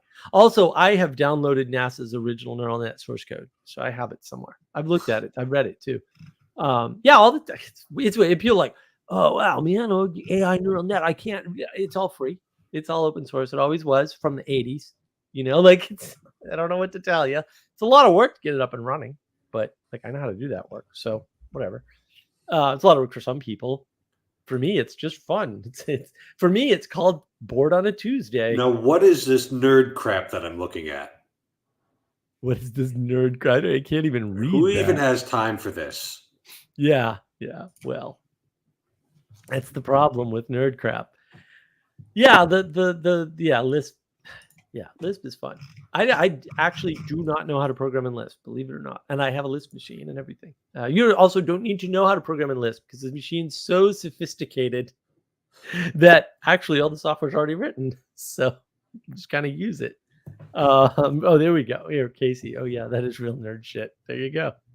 Confirmation from 3 independent sources. That is heavy on the nerd. I mean, and that's the problem with you think that knowledge is your highest value, and someone like John Vervaeke, who's extraordinarily well read, has a lot of knowledge. It's just that when it comes to AI, he doesn't know anything at all, zero, and he's relying on people who are having fantasies, and he doesn't know they're having fantasies because he doesn't know enough about AI to have a bullshit detector for it. And that's how you bullshit yourself. Which is exactly what happened to him, which is ironic because he talks about this all the time, right? Awakening from the meaning crisis. Self BS is a problem, and you shouldn't fall into it. And there's all these biases. It's not all bias. I mean, yeah, there's biases, and you can't get around them, no matter what your IQ is. It doesn't affect the bias. Nobody tells anybody that. But also, you can also bullshit yourself by listening to other people without being able to vet what they say. And to some extent, you can't. Like, you're not going to know if something I tell you about computers is true. I can tell you stuff about computers that's absolutely true that you can't validate online. Now what? Or you can't validate at all, because it just turns out that almost every fact you can think of has the exact counterfact somewhere on the internet. So now what? Did we help ourselves with all this internet information? I don't think so. Somebody out there, well, and I've read it, has a perfectly rational explanation for flat Earth that's not incorrect at all. You're not going to be able to figure it out. I mean, I've talked about this before. I was watching We Never Landed on the Moon landing conspiracy show one day, and a million years ago, but it was quite entertaining and interesting. And I'm watching this show, and they go, the shadows on the moon are not parallel. Shadows are always parallel. And for some reason, my brain went, yeah, that's right, even though that's not even close to correct. But I wasn't fooled, because later on they were talking about they had a camera, and if you look closely, there's no stars in the background. And I'm like, well, actually, I do know photography, and I know why there's no stars in the background, you idiot. There's a very good reason for that. And if you picked up a camera, you'd know what it was. How difficult is it to get different contrast, even on a black and white camera, different contrast white items at a distance. Ho, good luck to you. You got to do all kinds of tricks to do that. You need to adjust 3 different settings on the camera. One of them might be just leaving the aperture open forever, right? Especially to capture stars. And so, like, you can find this stuff out there, and it's very coherent. And Joey refuses to believe in the moon. Joey, What a I'm in the patriot. same boat. I've done that myself. Somebody said there was a moon, and I tried to convince her that there was not. And, I only believe in the moon because it's dogma. Yes. We calculate the date of Easter based on the solar and lunar calendar together. So I just have dogmatic faith that the moon, in fact, exists. So it seems, with this wealth of information that we've got just floating all around us, that the only useful currency is to have trustworthy people. Because if I wanted to know, like when all this AI stuff blew up, what was it, over a year ago? ChatGPT launched. Yeah. Gosh, it was like January of 2023. I was like, oh, what the heck is this and how does it work? It looks like magic. I just asked you a bunch of questions about how does this work, Mark? And then I'm like, okay, it's just a bunch of fancy math on an NVIDIA chip. That was really useful because I didn't lose my mind. Right. Well, you need that grounding. So another way to say what you said was, what's the in this flood of information, right? Just think of it as a flood of it. There's way too much information out there, and too much more getting generated by the second at this point, right? What is the thing that you need the most? Well, the only sort of currency that matters is caring, right? I need to care enough about your question to answer it. And you need to care enough about me to believe me when I tell you, no, bro, don't listen to those idiots. It's actually just a math on a video card, really. Scaled up video card, but it's actually a video card. It's a $20,000 video card. I understand that. I'm not running anything like that anytime soon. But oh no, they're way more. In theory, if you had a boring enough person, they could run the math for a large language model, like a human being on paper. Yeah. Like, okay, once that's established, that's the origin of computers. Oh yeah. That just people doing calculations by hand. Yep. People doing calculations by hand for rockets. No, really. That's the whole thing. Like, actually, right? Right. The big computers, the little, IBM got started on the cash registry business, roughly speaking, and then the accounting business, just like NCR. But they went into the accounting business for the medium to large businesses, right? Which is why it was very hard to dislodge them from the industry. And to this day, no one's done it because they just own all the big transactions at banks. You can't do them on something that isn't a main. You can't use parallel processing. It turns out you can't scale horizontally some things. So mainframes are quite useful. Just turns out they run all the money systems. Sorry, except Bitcoin, but Bitcoin's all over the map. So you should have some, but I don't know. Joey A. The moon exists, but I refuse to prove it. Father Eric. Yes, that is well said. If you have a boring enough person, they could run a large language model. That is probably how language already works. Yes, pretty much. Or doesn't work, as the case may be. I was listening to a clip from Sam Harris talking to, I forget who, one of these internet weirdos who invented some new morality thing that isn't morality or ethics. Something that was disproved by the Greeks thousands of years ago. Yeah, exactly. Something the Greeks knew about and already threw out as garbage and told everybody about. But he just didn't read that part. So good on him, I guess. But both of them are just like abusing the English language in ways that I was just like, I kept having to stop the video. And I was laughing. Harris and Alex O'Connor, wasn't it? Yeah, with Alex O'Connor. It was so funny because, and it's bad, right? Because most people will not hear the the grammar mistakes they're making and the errors in language construction. Like they're actually just forming invalid sentences and slamming words together that can never possibly mean anything. And I'm just like, this is so funny. And they think they're having a serious discussion where they each understand the other one. And that's just too much. It's just too much. And just thinking about it. Oh, it was such a joyous day today. It really was. I got to laugh all day. Gosh, if that's what brings you joy, then I'm just glad that it's not illegal. There you go. Yeah, I mean, Sam Harris he just puts words together and pretends like he's saying something, and it's like, I don't know what to be tell fair, you, he dude. does that and gets paid. That's the problem. It's like, donate to my buy me a coffee, buy something from my store. Like, if someone's paying him, someone should pay me. I'm just saying. Oh my goodness.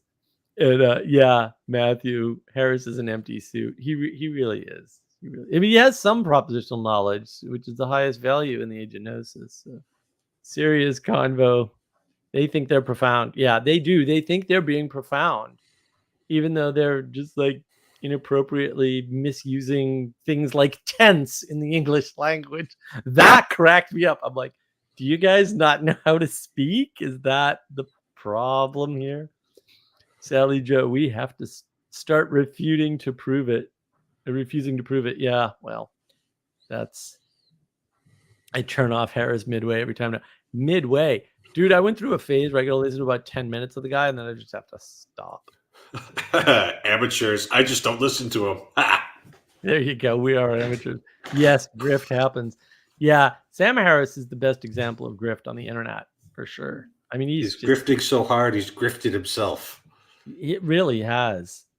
Sally Joe, more information has long ceased to help. Yeah, more information only seeks to confuse, right? Like, and you see this in court a lot, actually, unfortunately.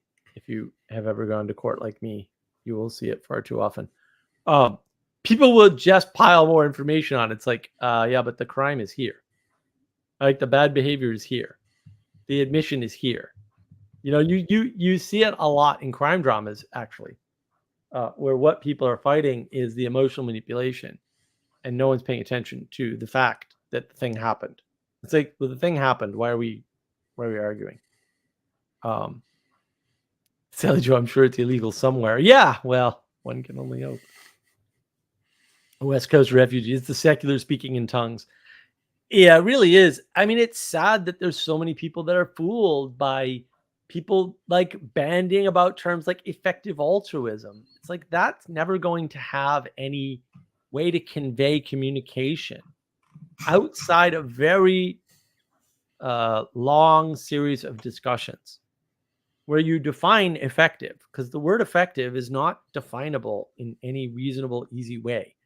And altruism is also not definable in any easy way. Like, one man's altruism is another man's genocide. No, really. Right? And one man's efficiency is another man's genocide.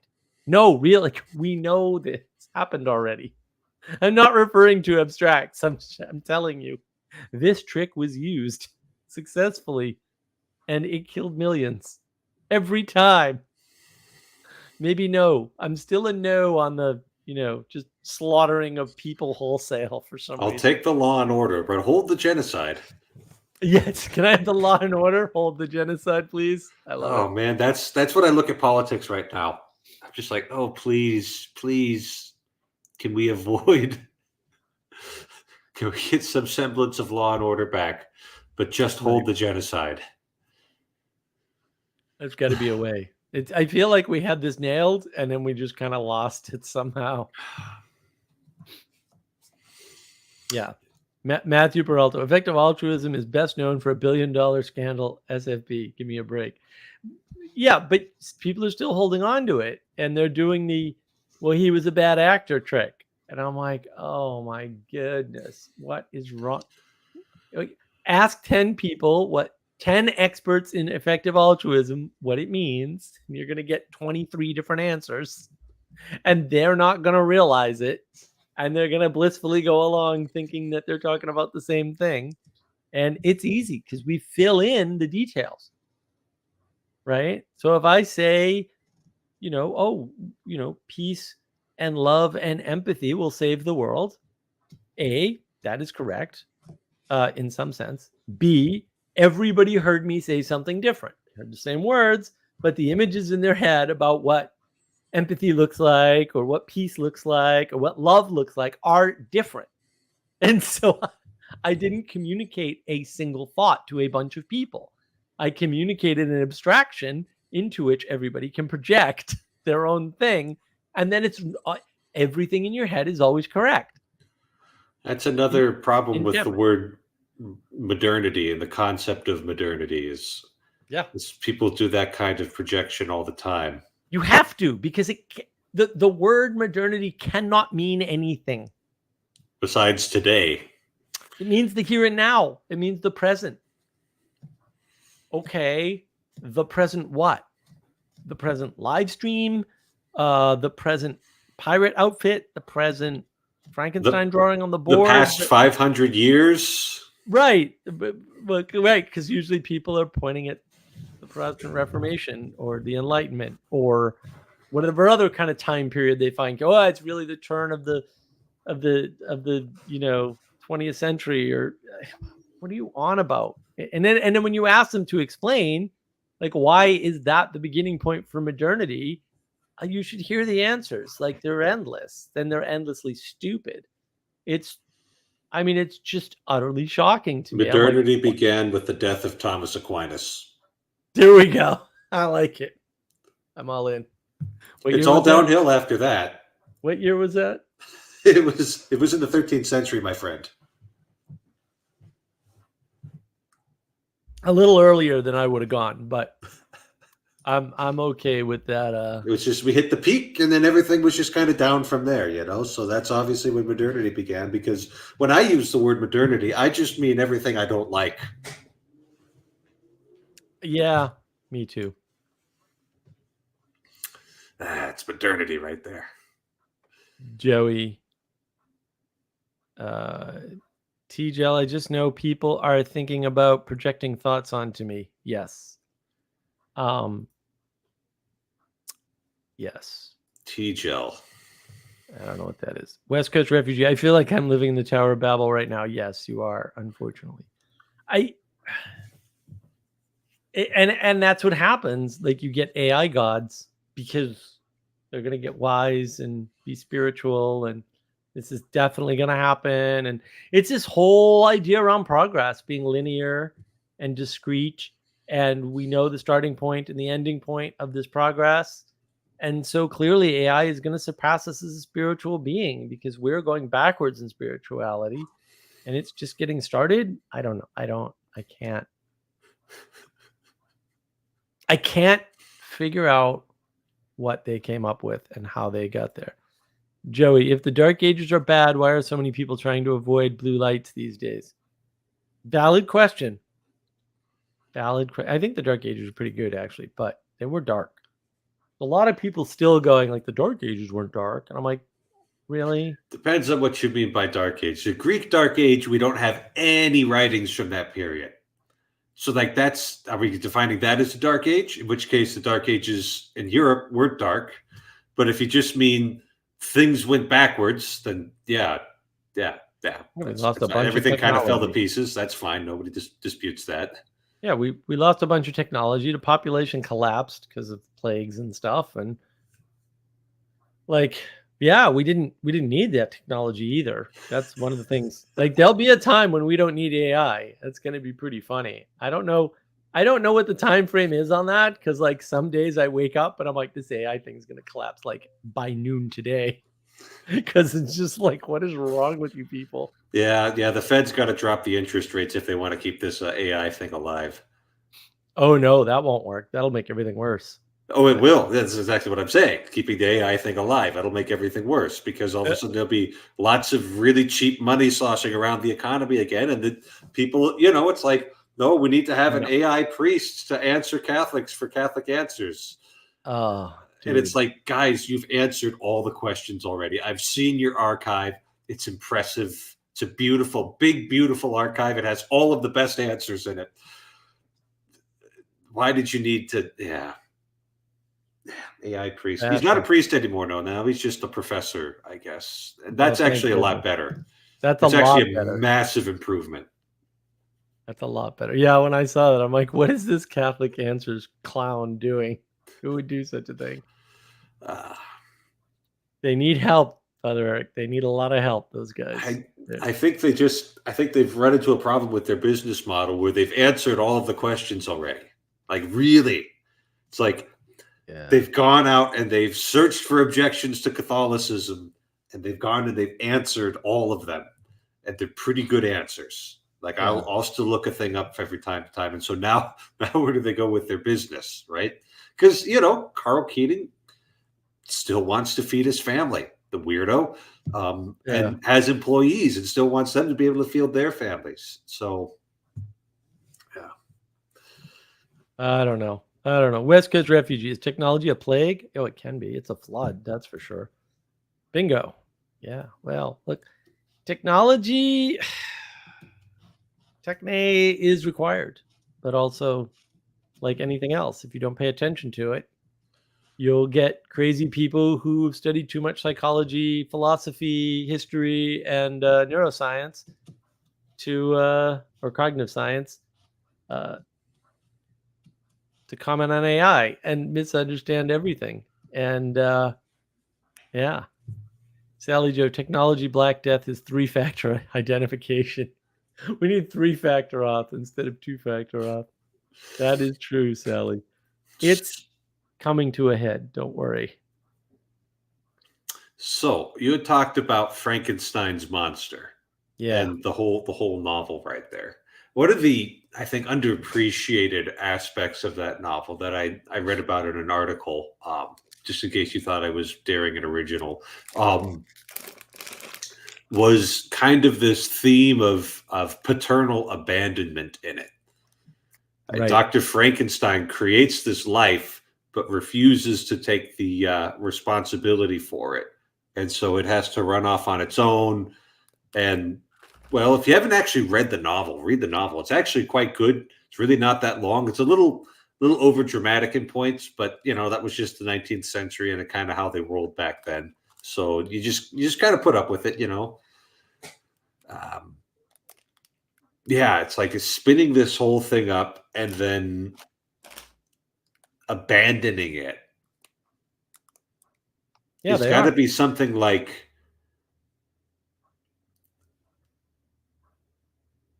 I don't know. After you abandon it, you no longer shepherd it. It goes out and just causes chaos out there. It's sort of like, something about technology getting loose and then the bad actors get their hands on it. I think the instinct to, we want to be the first in there with the AI to make sure that bad things don't happen and good things do happen. I think that's a solid enough instinct. I just don't think it's possible.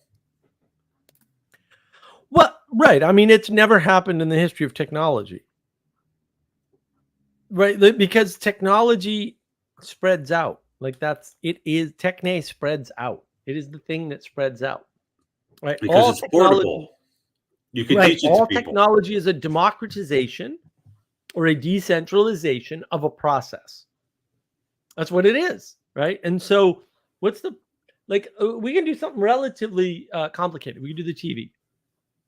All right. So once somebody figures out how to do moving pictures, right? Which is a wheel with a bunch of images, each one advanced, right? Mechanical TVs, yeah.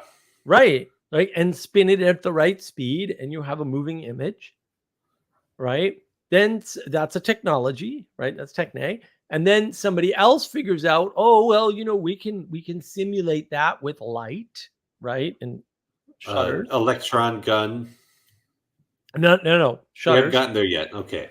shutters, Yeah. right? Now you don't need to spin the thing, right? So it can And get then bigger. it's like, oh, I see. We can put little images, right? That pictures, because you can just take lots of pictures very quickly and string them together and advance them mechanically.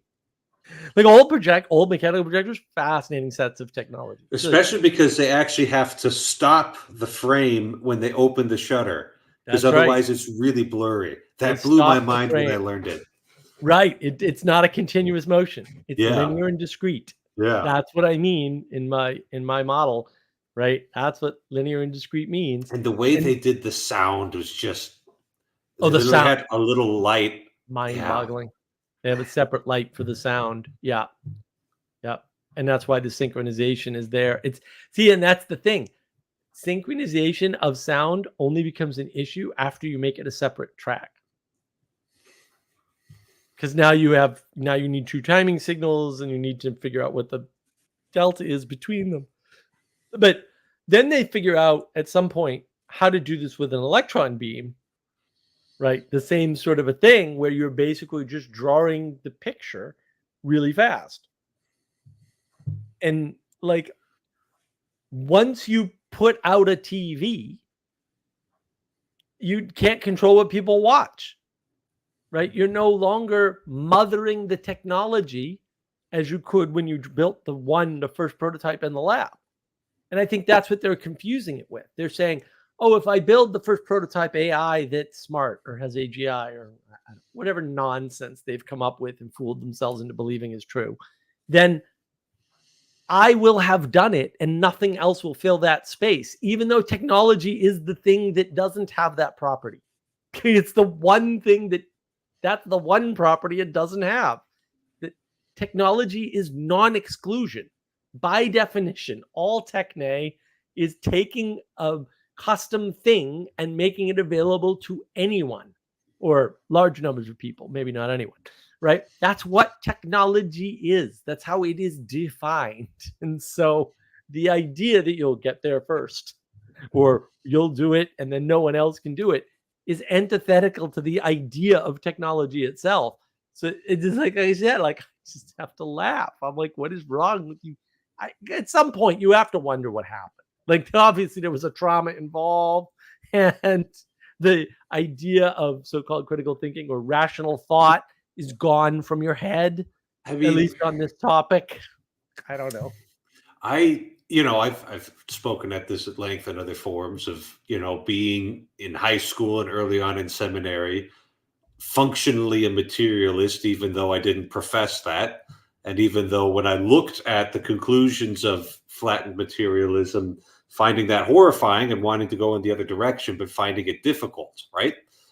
It's like, it's not like we can just, pop open command prompt and say, drop table distribute materialism and just give ourselves new starting presuppositions. We're a lot more complicated than that. It takes a very long time to be healed of these things. So, like we can sit here and laugh and we can definitely, point out errors where we see them and maybe where those errors lead to and their absurd and oftentimes horrifying conclusions. But we also, we should have a little bit of pity for people caught in such errors because it doesn't do them or anybody around them any good. Nah. Okay, well, how about this? You just bring the truth, Mark, and I'll bring the compassion, and then between the two of us, we'll have a complete person. There we go. That sounds good. Parsons, isn't AI just feeding us back our own egos? Yeah, to some extent. I mean, AI doesn't have. It may have data that you don't have, or information that you don't have, or knowledge that you don't have, but most of what you see in AI is an affectation of your own interpretation and has nothing to do with what the AI knows. Joey A. Corporate AI is SEO once removed. Yeah, search engine optimization once removed. I agree. And that's the problem. Frankenstein is an allegory for public schools. I didn't see that one. Yeah. Yeah, I wasn't going to let that go by. That's why we keep Joey around. He's got these little cracks that come in.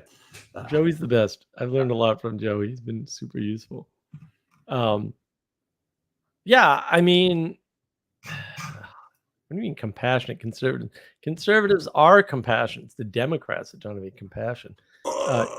You actually know that because they keep telling everybody else to do it. That's a good hint. Psychological projection explains 90% of all psychology. Somebody says something like, yeah, there's a wonderful quote from Blake Seven. Basically, the essence of this quote is, I don't know why it should be necessary to prove that you care, right? Because if you care for somebody or about something, it's kind of obvious. It's actually dangerous knowledge to give away, frankly. Right. Well, true. Because knowing what somebody else cares about is a pathway to intimacy, and you don't want to be intimate with everybody. Tell somebody you care, like, then I got questions. I'm a little suspicious. Let me put it that way.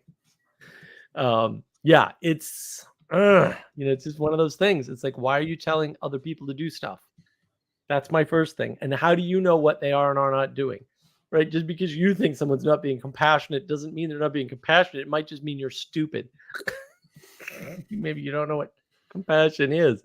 Joey, Eric makes a good point. AI will advance a lot once engineers figure out how to make AI unlearn things more efficient, more difficult. Yeah.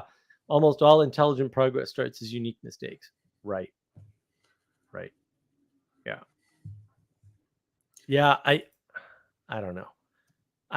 It's weird. The thing is, AI does not learn from itself. That doesn't, I mean, it's called training for a reason. It's called fine tuning for a reason. The AI doesn't fine tune or train itself, and it can't. Now, you can use an AI to train an AI, sure, but that's because you're using an electronic automator to automate an electronic thing. Okay, yeah, you can do that. Also, machines you don't need building machines. My word. Right. Well, it's the whole thing about 3D printing, right? They're like, a 3D printer can print a 3D printer, and I'm like, yeah, absolutely cannot happen.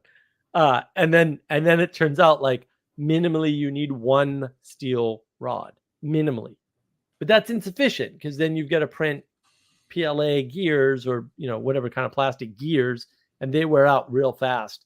But before they wear out, they get imprecise.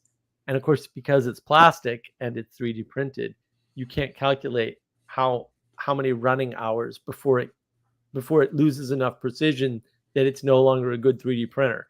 In other words, the entropy wins, the degradation is there, and it's incalculable. Great. Can 3D printers print themselves? No. and unless we got a 3D printer that can melt steel beams.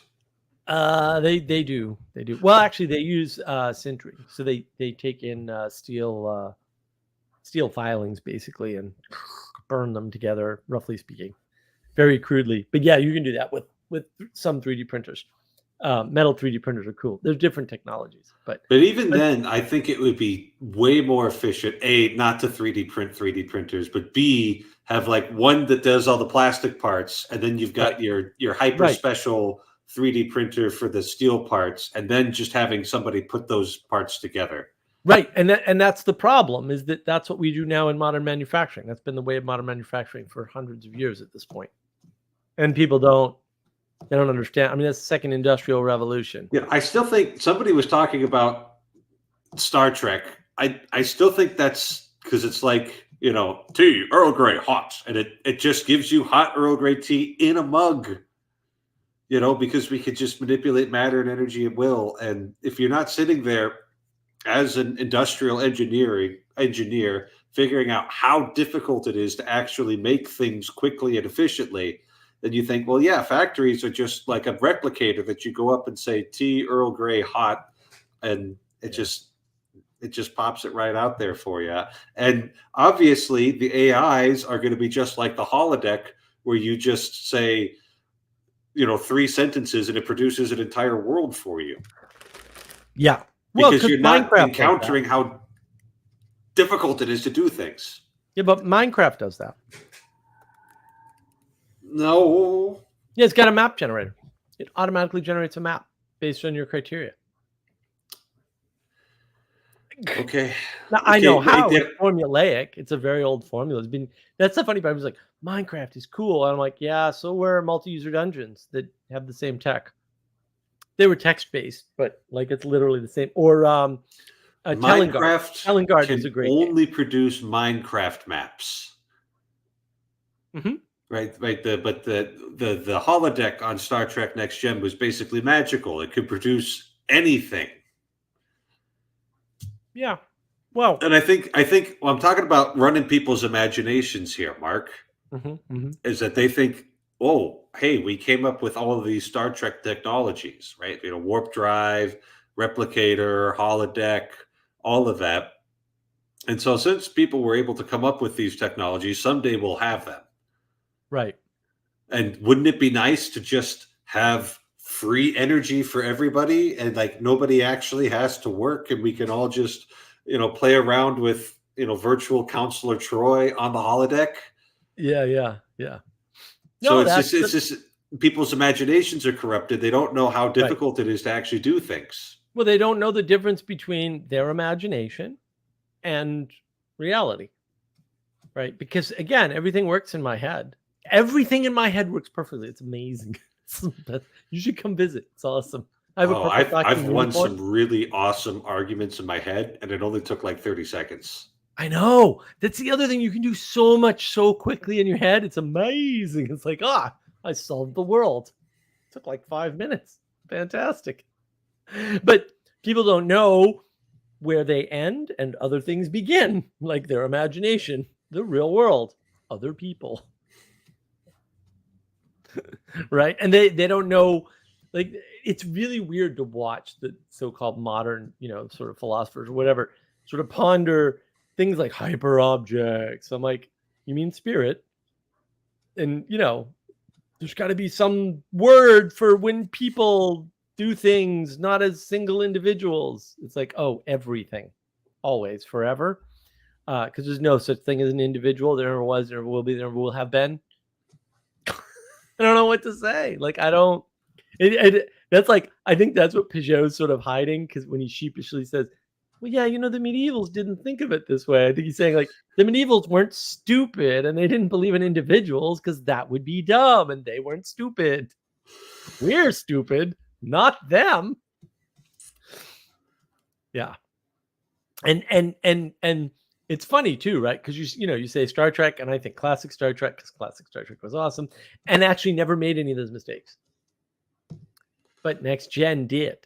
Next Gen is the one that went totally off the rails with all this. And it's funny too, because like the free energy problem or the cheap energy problem, however you want to frame it, like that's Atlas Shrugged.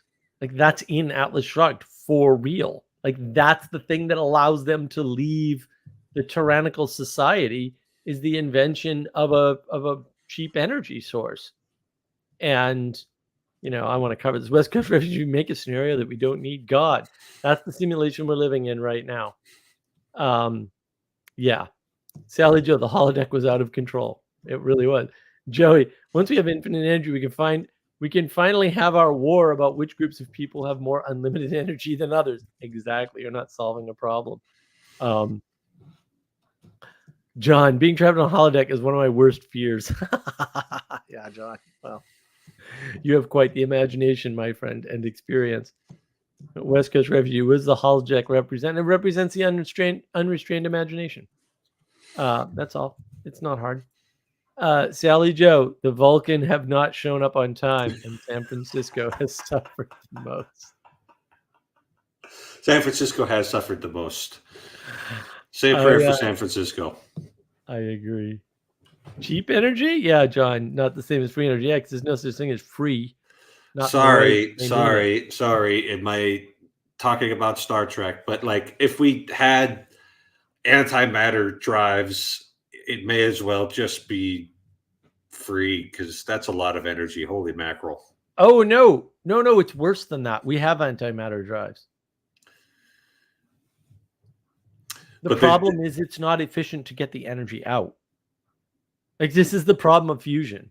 Yeah. No, we can have as much fusion power as we want. It only lasts for a second. No, it's worse. It's way worse. Fusion's been around since the 40s. Unbeknownst to me, even. I was like, what? The 40s? Oh, and sure. They were like, we can sustain a fusion reaction, but we have to put more energy in than we get out. Right? Yeah. Because it's not efficient, right? That's the problem. It's you can generate that energy. That's really easy. But most energy generation is energy transformation, not generation. It comes from somewhere, right? Yeah, that's the funny.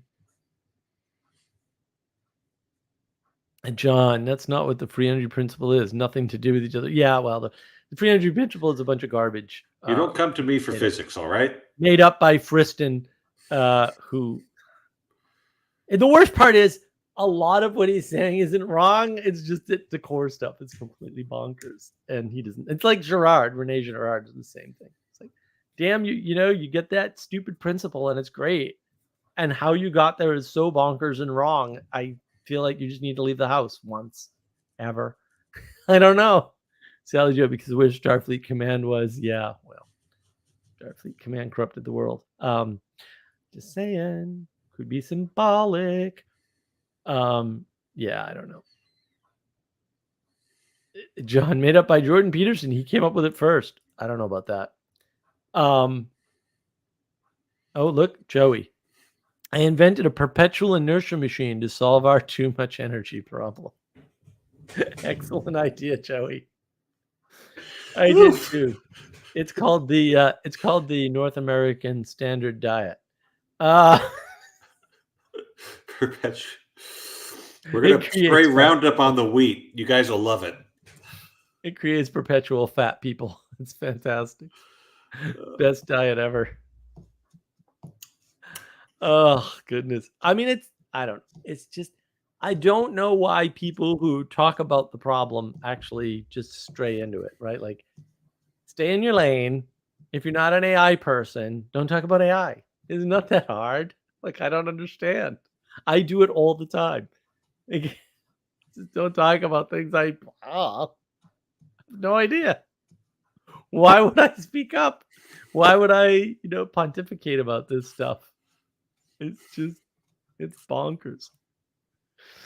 Oh boy, Joey's produced it's an infinite inertia machine. And so we got to put it up against our perpetual motion machine and see which wins. Which will win. Yeah. And this is the lie of paradox. We live in a paradox. You can't live in a paradox. A paradox and a contradiction are definitionally things you can't live within or with. That's what they are by definition. Therefore, if you see a paradox or a contradiction, that is the limit of a frame that you have been given, and you can adopt a better frame. That is Meno's paradox in a nutshell. Right? All the ancient Greek paradoxes were just to show you the limits of your thinking, right? And then you could move past that once you hit that limit. You don't have to live with it and try to transcend it, which is what like the Hegelians would like you to think. Hegel would kill them all, by the way. I'm fairly sure, like with his bare hands. He wouldn't like any of those people for sure. He was a theologian, a poor theologian, granted, but a theologian nonetheless. Nobody wanted anything to. The only thing worse than being a philosopher in Hegel's day was being an actor. Like, that's it. It's the two lowest forms of life back then. I hate to break it to you. So he would not have been wanted to be called philosopher. Sounds like an ideal we need to reclaim. Yes. Yeah, it really is. I mean, again, we have all these people. Well, I'm a philosopher, so I can talk about any subject. Really? Really? The philosophy of science. There's no such thing. You're just putting words together that don't belong together and pretending there's a there. Like, I don't know why. Sally is asking an important and interesting question. Sally Joe would like to know, what does Hermes say about AI? Hey, if we're talking to Hermes, I'm out.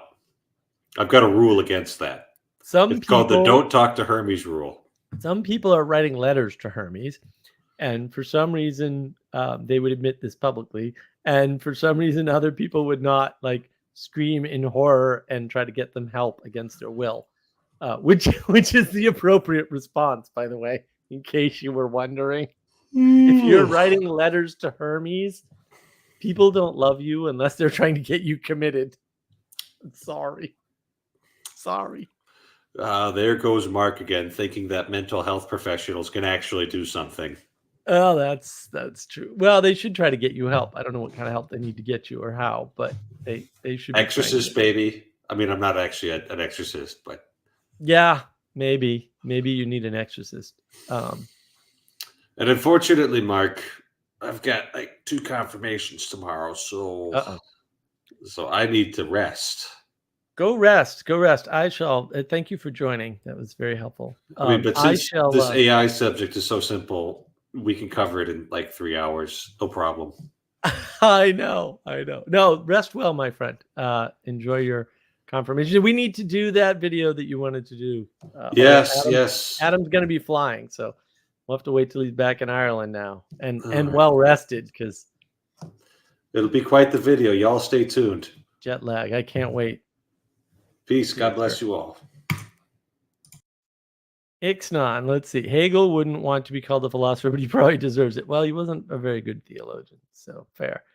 Joey, the philosophy department is the infinite immersion machine I invented. You have foiled my ruse. Oh wow, Joey, that's quite good. West Coast refugee Sally, I thought you were asking what would I say about AI. Oh wait, John says thank you for joining. West Coast refugee, no opinion, by the way. Yeah, well, it's weird. People are weird. I don't understand this AI stuff. It's much ado about nothing. I mean, how many crazy people does it take to create a cult around AI? I don't know. Not many. But we have too many trying. And man, it just boggles my mind. Like, I've done so much work with AI and I'm like, what are these guys talking about? Can I get a reference to a white paper, please? Can I get an experimental result or preliminary? I'll take ArcViz. Like, I'm not picky. I'll take, I'll take a definition of the terms you're using. That would be great. And they don't have it. They don't have it, right? That's spirituality. Okay, what does that mean? And John, by the way, if you think the statement about anxiety is unrelated to the free energy principle, you really don't understand it. Look, yeah, anxiety is definitely too much energy in your system, but I'm not going to get into it. I should do a course on how to mitigate your anxiety. I actually know how. I've got some of that written. Should probably just do a course, sell it for $1 million a course, because anxious people will buy anything. That's how I figure it. What do you think? Leave me a note in the comments. How much is a course on reducing your anxiety worth to you? Because yeah, it's easy to reduce anxiety. Actually, it takes discipline though, like everything else. This is the problem. And a lot of this AI stuff, right, is I don't want to be spiritually disciplined, so I'm hoping the AI will do it for me. Hey, AI can do a lot of things for you. Probably not that. So, I mean, you can see the confusion, right? AI does automate things and make your life easier for certain things. Why not for spirituality? I don't want to have to work out God. Maybe AI can just figure that out for me. And since it's figuring out God, unconsciously at least, it is God. For all intents and purposes, the thing that can figure out God is God. So why not? It's an easy confusion at that level. It's just like, what? Why? Why are we living in this particular timeline that has this particular problem? And I don't know, John. Yes, people in chaos. Good point. Cling to the first firm thing that comes to them. Indeed, they do. And you're right. That describes a lot of it. You know, when people are not well grounded, they grab on to whatever they find. The first thing that comes along, they just grab that puppy and they roll with it because they don't have a lot of choice. Right? They're all over the place. They're untethered, and that's sad. It's really kind of sad. And yeah,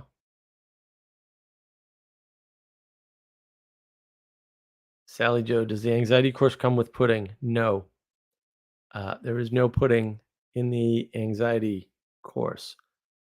I suppose we could ship out little pudding packets with it, but that would really jack up the price because I'd have to get pudding and ship it. Could make a digital course, little videos, little workbook. Here's how to deal with your anxiety and bring it down. And also, anxiety is usually caused by not being well grounded. Um, Easy to fix though. And let me know in the comments what you think. I could do that. $5 million a course. Be good. Be good. I think it would work. And then you wouldn't have anxiety about AI because that's what is what where do you get this AI is going to do this? It's anxiety. It's anxiety around, and that's the problem, right? It's already the problem. Oh, AI can code. Kind of. Not really, not usefully. It can do things that are useful, but it can't write useful code. Those are different things. Um, when you when you realize that AI is doing things you didn't expect it should be able to do because you're projected everything into the future rather than waiting to see what will happen, you end up with this. And we we already know that that's a problem, right? The automatic driving cars, that's over 10 years old. And the guy who championed that has already changed his mind and said, we'll never be able to do it. You cannot make a car drive itself. He's already said that. Why? We thought we'd have this solved in a year. That was like 10 or 11 years ago. That's a subset of AI is driving. Subset. I don't know. I don't know. John hopes the course comes with pudding. West Coast refugee, but lots of pudding. Oh, that's not pudding. That's pudding. Ixnon, pudding would be a stretch goal for a crowdfund. Crowdfunding would be interesting. Do we get an AI monocular? Yes. You can have an AI monocle like I have. It will whisper sweet things into your ear. That's what it will do. How come these things are like completely out of control today? Gonna have to like repair this thing. Castle Adams, spoilers, the cutie anxiety is being a pirate. Saved you all $5 million. Yes. Sally Joe, only if you pass the course. Right. Joey, we still haven't developed people that can effectively drive cars. They crash all the time. Well, there you go. Maybe a little mimetic desire. It's strange to me that people didn't notice that the self-driving car thing is not happening. Except like the guy who championed it in the beginning. Made millions of dollars and is now out of the business. Makes money on the circuit talking about how and why self-driving cars didn't work. It's not like AI is not already old enough from a technology perspective that we can see where it goes horribly right and horribly wrong. Technology cycle is 3 years. So if you've had 10 years, you've had 3 times the amount of time you needed and it didn't work. That's a hint. That's a hint. sometimes things don't work and you can't do them sometimes. And so you need to learn that lesson and stop putting resources to things that won't work. It's, it's a key. It's a key. It's a deep, deep, deep key. Um, yeah, I don't know. I don't understand why people don't get the picture of failure. When you have failed, maybe that means it can't be done. And maybe not when you fail once, right? But like after 10 years of failure, maybe you should cue in that, I don't know. It it could be that the reason why it doesn't work is because it can't work. Could be. And especially when you have a bunch of smart people on it, right? And they can't get it done. Maybe that's because it can't be done. And we don't have that stopping point. We don't have that boundary. We don't have that, oh, wait, some things aren't possible. I don't know what they are, maybe, but I know there's some of them. And so maybe the reason why you can't do a thing is because it's not possible within the constraints of the universe. It really is about constraint. And that is the problem of AI in general, right? Like you make it and you think you know exactly what it's going to be used for and how it's going to be used and who it's going to replace in society. And the next thing you know, you're worried that it's going to replace programming. And so all the people that created it are like, oh, I created my own demise. And to some extent, maybe you did. And I don't know what to tell you about that. You were hubristic. Joey, the main advantage of human drivers over AI drivers is the liability distributed to the individual, right? Any AI developer would be sued into bankruptcy over centralized failure. That is, yeah, John. Yes, yes. West Coast refugee. I was told if I can think it, I could do it. I believe that. A lot of people were sold a lie. They were told they could do anything. That isn't even remotely true and never was and never will be. Um, Most of the things that you put your mind to, you can get better at, but that's not the same as being able to do anything. And we've definitely at some point lied to people about that. And we've been suffering the consequences of that ever since. Because what ends up happening is if that's true, you go to that place where that's true. Like you go to the however that works. It's true in your imagination. Again, every thought I've ever had it. It's beautiful and works perfectly. In my imagination, everything works perfectly, flawlessly, and fast. No energy required. You don't even need fusion energy. All the energy is free. And unfortunately, that doesn't translate. You guys still have not greeted my talking purple unicorn appropriately, and the talking purple unicorn feels offended, quite frankly, and I don't know why. I talked to my talking purple unicorn, and I don't know why you don't. No idea. This is the problem with the confusion of the inside and the outside and boundaries. Like when you don't know where your imagination begins and ends, and then you long for something outside of you for the beginning of your imagination, right? The beginning of insight. Where is that? Well, it's not in you. Well, if it's not in me, where is it in and how did it get conveyed to me? Those are good questions. The answer is not AI. That is for sure. And the answer is not if you think it, you can do it. That is for sure. Right? And then the problem is, again, you also can't do anything without thinking it first to some extent. I mean, emergence happens randomly, but doing deliberate things in the world takes deliberate thought in the world. Sorry, it just does. And yeah, we're just massively confused about that. So, no grounding, no wonder why people are confused about AI and they think it's a god and think it's going to take over all the jobs. And I get it. I get it.